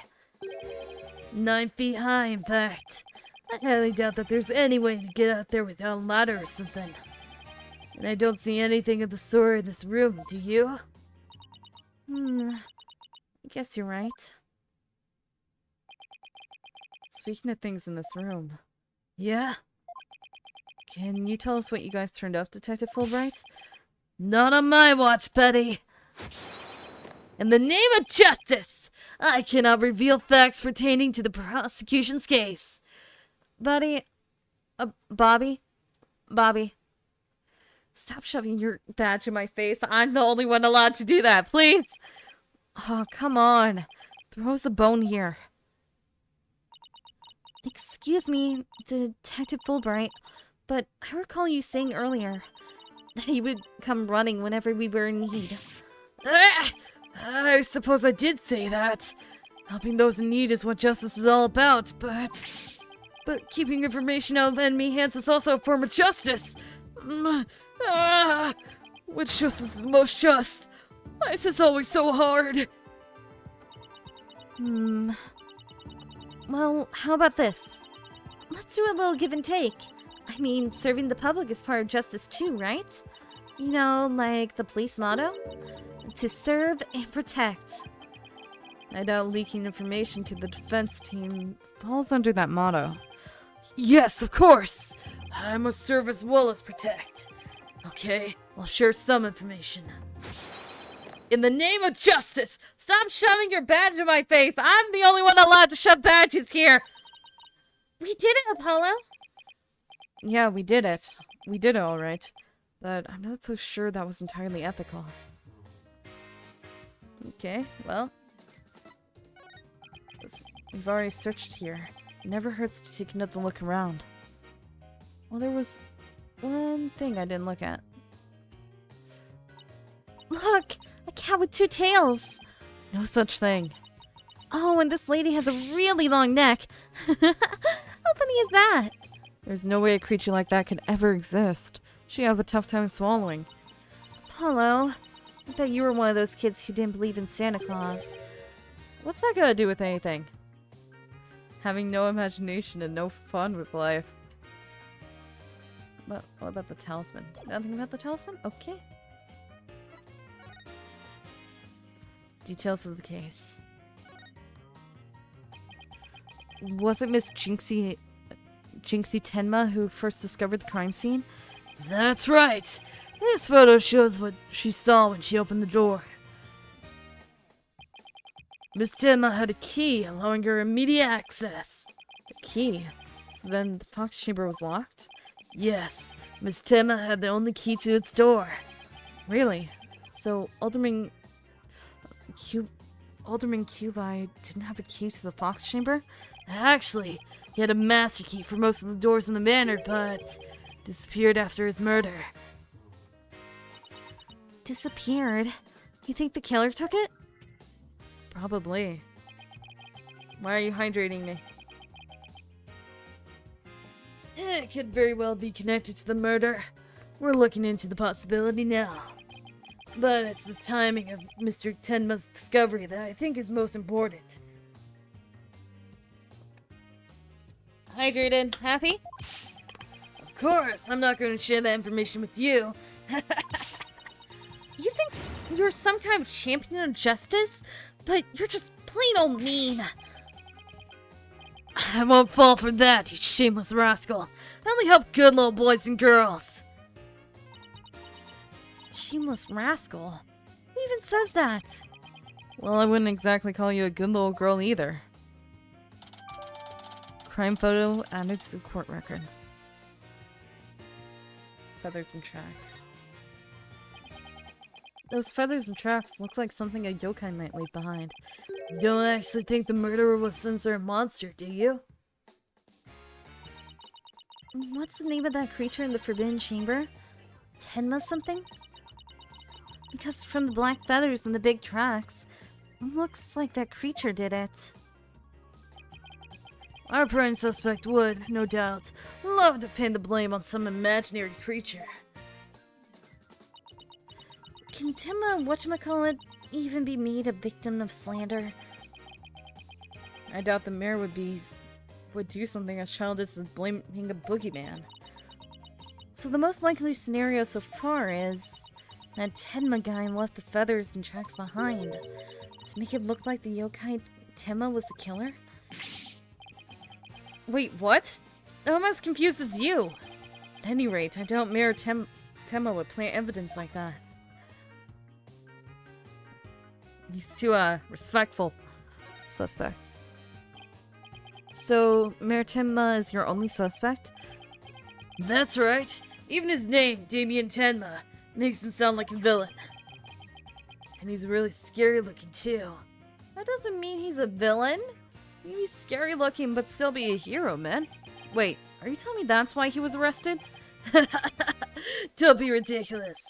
He was the only one without an alibi. Oh, is that so? He was knocked unconscious. Yep, other than the victim, the suspect, and Miss Tenma. But the only others around were Mr. Filch and Mayor Tenma's aide, and the two of them were together at the time. Mayor Tenma's aide? Filch? The guy who tried to steal my bracelet. Just living up to his name, I guess. We should go talk to him again when we have a chance. What about Jinxie? She's not suspected at all? She may not have no alibi whatsoever, but she also has no motive. It's unfathomable that she would murder the alderman and pin the crime on her father. Besides, do you really think a little girl could lift up this huge spear? Sure enough, that spear looks even bigger than her. That's about all I can reveal at this time. Well, you might admit Damien Tenma appears to be the most likely suspect. No, the suspect is that weird blonde dude. I admit it looks bad, but I'm still not buying it. Oh, and one more thing. I must warn you about the prosecutor. The prosecutor assigned to Mayor Tenma's trial? That's the one. He's, how shall I put it? Not what you'd expect. What do you mean? That is unless you face a convicted killer serving hard time as a prosecutor before. What the? Is this some kind of joke? What do you mean? Prosecution. You ask why a man in prison for murder is serving as prosecutor? Because he's mastered the use of psychology in courtroom battles. Everyone's talking about how his murder was the work of some strange creature. But yokai are nothing more than a figment of the imagination. They're baloney. Who better to prove this than the master of psychology? He's the best man for the job. And he's a convicted murderer? No matter how you look at it, that's just insane. Well, the chief prosecutor personally assigned him, so... None of us are in a position to question the matter. This really is the dark age of the law. I have a murderer for a prosecution? Does that mean the prosecutor might kill me? This prosecutor... He wouldn't happen to go by the name Blackquill, would he? Blackquill? What kind of name is that? Bingo! Simon Blackquill. So you have heard of him. You could say that. What's that supposed to mean? Well, I bet you don't know his unofficial title. Ever heard the Twisted Samurai? That's Prosecutor Blackquill. The Twisted Samurai? Is that because he's a criminal? Well, yes and no. You could say it also has to have to do with the effect his crime had on things. How so? His conviction is what twisted and warped the legal world into this dark age of the law. What? And he, of all people, is going to stand in court tomorrow? Never fear. I myself will be there to protect you. That's reassuring, I guess. Well, you kids knock yourselves out. Can't wait to see how you do tomorrow. Okay. Wait, Detective Fulbright. I've been meaning to ask you something. Why are you barefoot? He's been barefoot? This doesn't look like a sort of place where you need to take your shoes off. Ha! Ha! I hadn't even noticed! Why am I barefoot? You been barefoot this entire time. You honestly hadn't noticed until just now? Wait a second. Those shoes we found earlier. Excuse me, Detective Fulbright? These wouldn't happen to be your shoes, would they? Yes! Yes, they are! My favorite pair, in fact. Thank you for bringing them to me. You must truly be on the side of justice. No, I'm just apparently dealing with a weird freaking raccoon. Don't tell me Mr. Filch actually stole from a detective. He did. Stealing shoes right off of someone's feet. That's pretty amazing. I find it more amazing that Detective Fulbright didn't notice. Especially since he ran outside. Well, looks like we've gotten all we can out of the detective, so let's see. Maybe we should go have a word with Mr. Filch. I want to hear what his alibi is.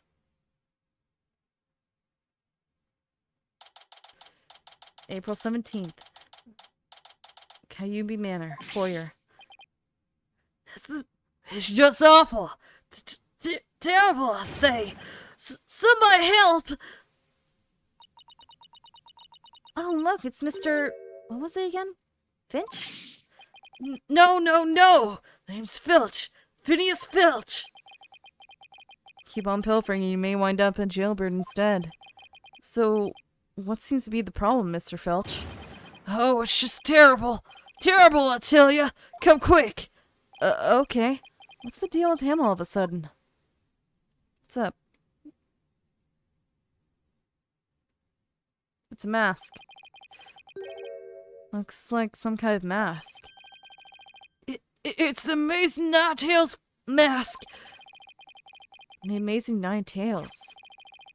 Oh, right. The wrestler who appeared during the festival's special event. What's his mask doing here? You ever take off his mask like this? Someone must have killed him. What? Who would do such a thing? Let's go talk over there in private. Look. There's some white hair cut up inside this mask. There's white hair inside. Amazing Nine Tails mask. Added to the court record. What are you doing? So, what are you doing? Are you proving that you don't have anything in your pockets? What are you doing?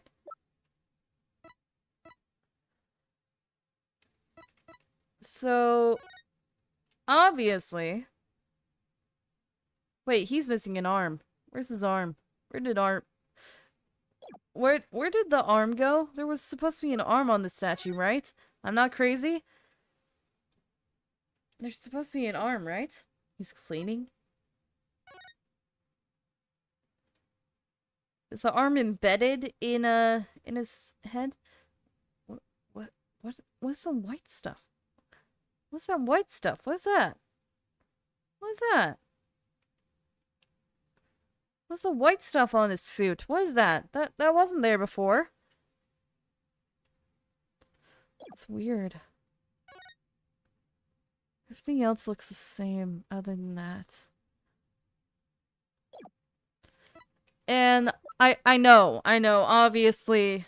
The freaking Amazing Nine Tails is really the, I accidentally turned on auto, whoops, is actually Rex. It has to be. White hair inside the mask, he used to be a pro wrestler, blah blah blah blah. So obviously you're 50? Filch, you're 50? And Bobby, you're only 33! You're only 10 years older than me. Yeah, whatever.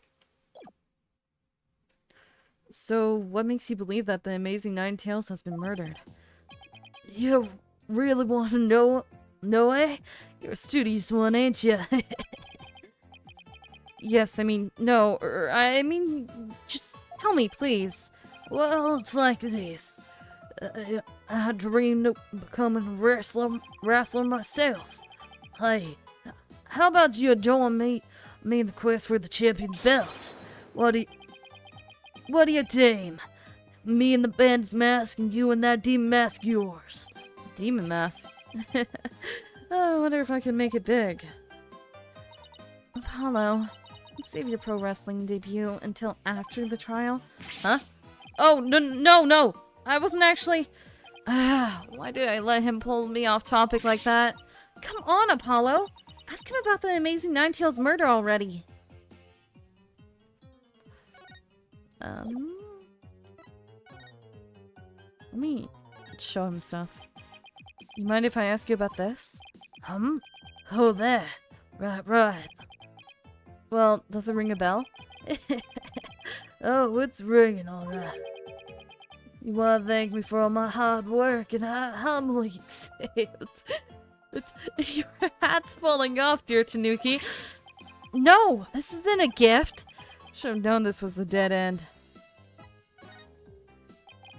So, is he really gonna be doing that this entire time? He is. I'm not trying to give you a gift. I'm trying to see what you say about things. You psycho Tanuki.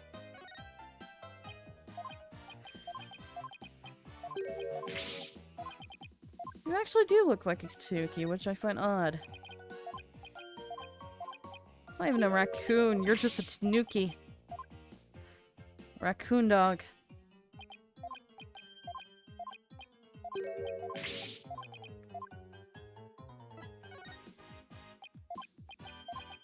Don't care about the diagrams I got from you? Okay.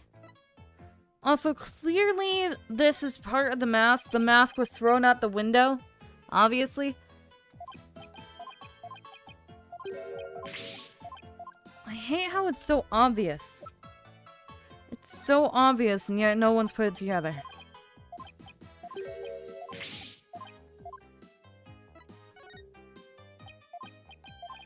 So literally everything I'm giving him, he's just like, oh, you're giving me a gift. Oh, I humbly accept it. Oh, Hey, there's the amazing Ninetales mask. You're aiming to sell it, ain't you? Oh, why, you sneaky little leopard. no, I'm not trying to sell it. It could be a key piece of evidence. Oh, too bad. Thought I'd hook you up with the spire I know. Wait, you want me to sell it? Really? Why? You psycho. The Amazing Ninetales. What was that thing in the corner that popped up? What was that? Amazing Ninetales is our village's savior, and don't you forget it. Its trademark's gold cape made to look like nine-tailed foxtails. It whirls through the ring, smacking down 10 Pt10 wrestlers left and right. He spot the monster craze, revitalizing Ninetales Vale in the blink of an eye. Yep, saved our village from becoming ghost town. That was Yokai town. Huh, the Amazing Ninetales really does sound, well, amazing. Yeah, pretty amazing, huh? That's why he's worshipped like a hero around here. I'm proud to be in the same village as him. Come to think of it, you look kind of monster like yourself, Mr. Filch. Yes, it makes sense. You're from the same village as the Amazing Ninetales. I know. A lot of people have told me that I look like Yokai. Since when was that a compliment? Almost everyone in this town look. Ouch! What's the big idea? Check your pocket. Hey, how'd you do that? Keep it. I got lots more. Amazing Ninetales glossy added to the court record. A photo of the hero who sparked the monster craze and saved Ninetales Vale from becoming a ghost town. So you keep saying that the Amazing Ninetales was killed. What's the story behind that? 1 second. Is there any proof I can see of him being, No, there's none. There's no proof that he's the mayor. But I know he's the mayor.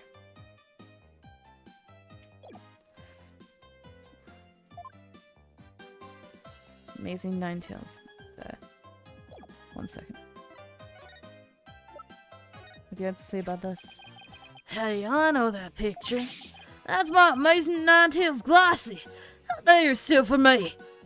No, this is the one you gave me. Remember? You said he had lots more. I did? Well, it was never really mine in the first place, so you can go ahead and keep it. Don't tell me I'm now guilty of receiving stolen goods. Everything's stolen from you, isn't it? Mr. Tanuki, Amazing Ninetales' death.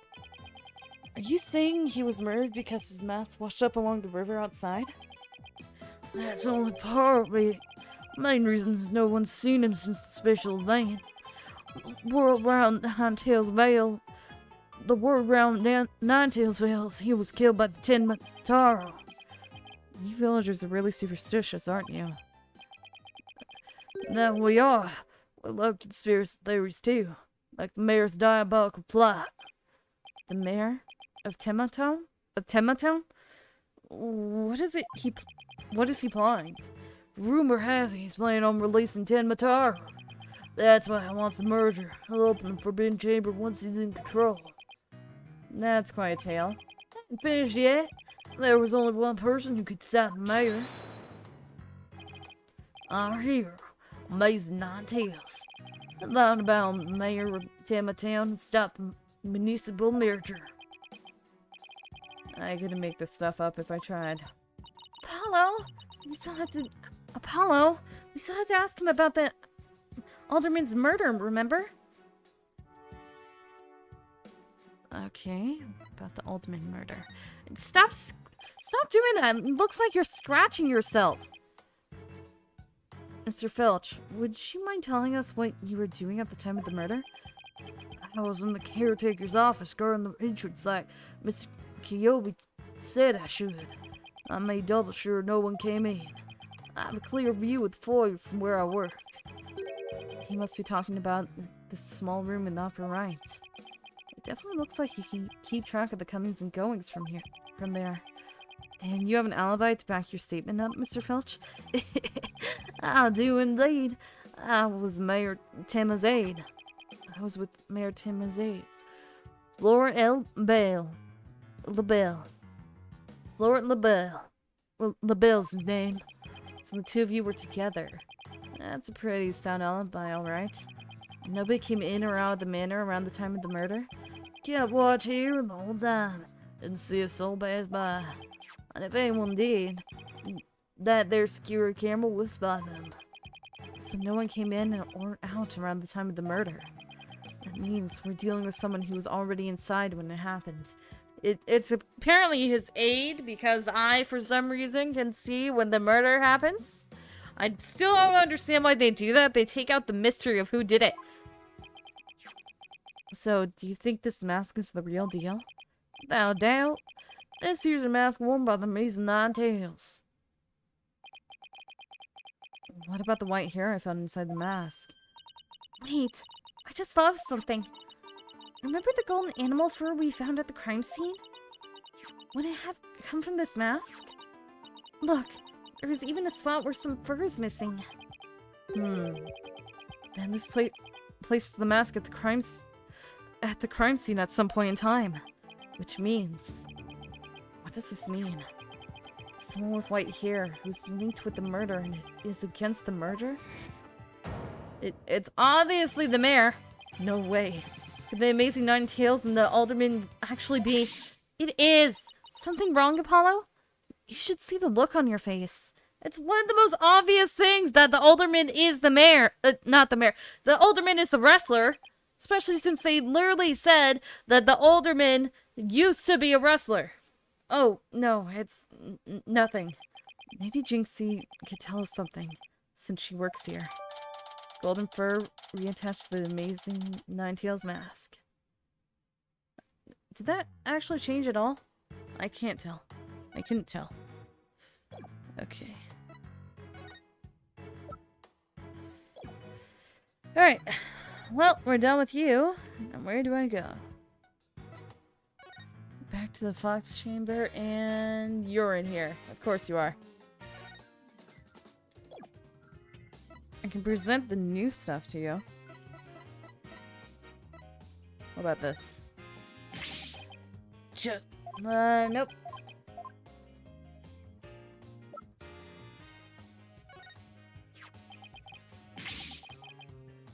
Such a grisly crime scene.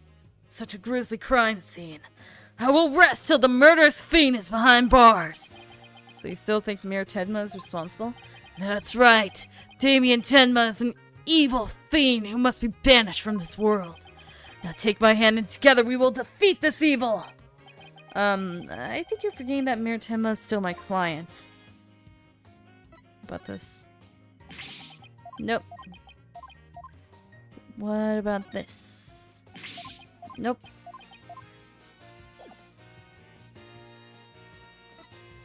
Alright. That was apparently it for him. Go to the detention center. Oh, hi. Why are you here?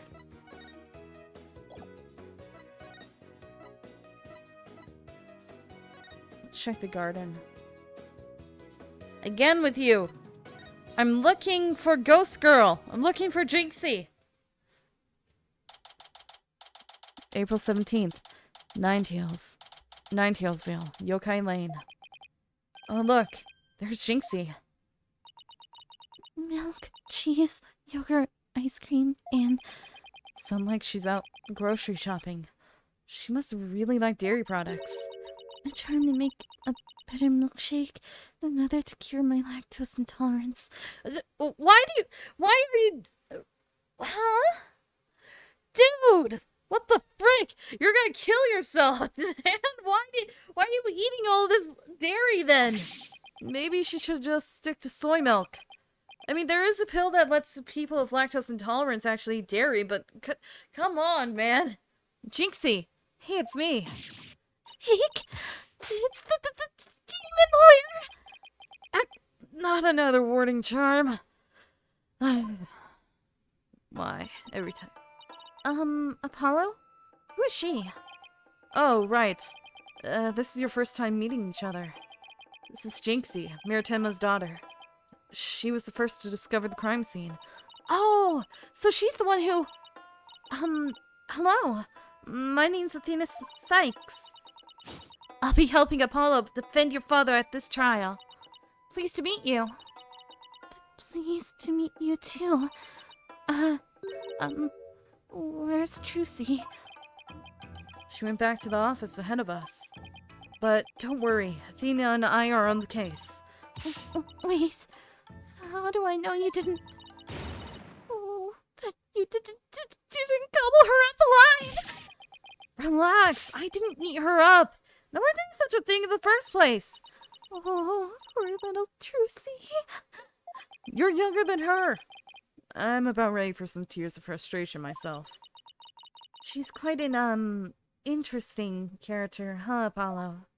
Yeah, she is. Hi. If I show you evidence now. I think I'm showing you the same thing. So you really are a demon lawyer. So then... I've already done this!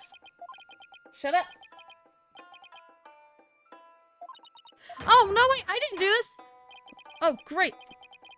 I didn't realize I didn't do this. My bad.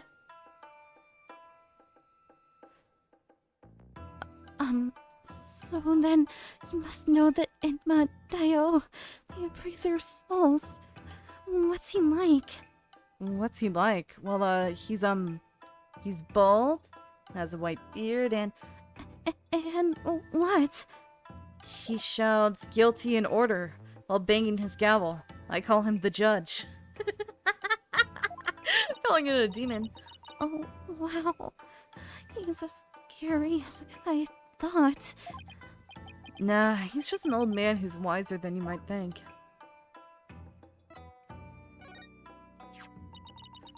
They sell those at the village souvenir shop. They really went all out making it look like a real scroll and all. By rolling it up like that, you can't see Timataro's picture. Oh, right. Eat your soul, right. Nine-tailed fox is famous for imprisoning Tenmataro. Legends say that he also gave us the Nine-Tails flower, and that he still watches over our village to this day. Wow. Coming here is like traveling to ancient Japan with all the strange beliefs and all. All those yokai, the Nine-Tails flower, the Forbidden Chamber, and the list goes on. Uh-huh. It was like I should have been born here. Too bad the population is shrinking. But there's effort underway to protect the yokai. It also helps the local economy. Protect the yokai? Mean like endangered species? Uh-huh. There's even plans to create a yokai wildlife park in the near future. Now I'm really starting to wonder about this place. What about this? What's this? Sukomogami? Sukomogami? A yokai that inhabits objects that have been used for a really long time. The red demon and a Sukomogami. What a strange combination. Is everything to her some supernatural phenomenon? Yeah, the judge is clearly the Nine-Tails Fox. Another Sukogami. So whenever she doesn't know anything about it, she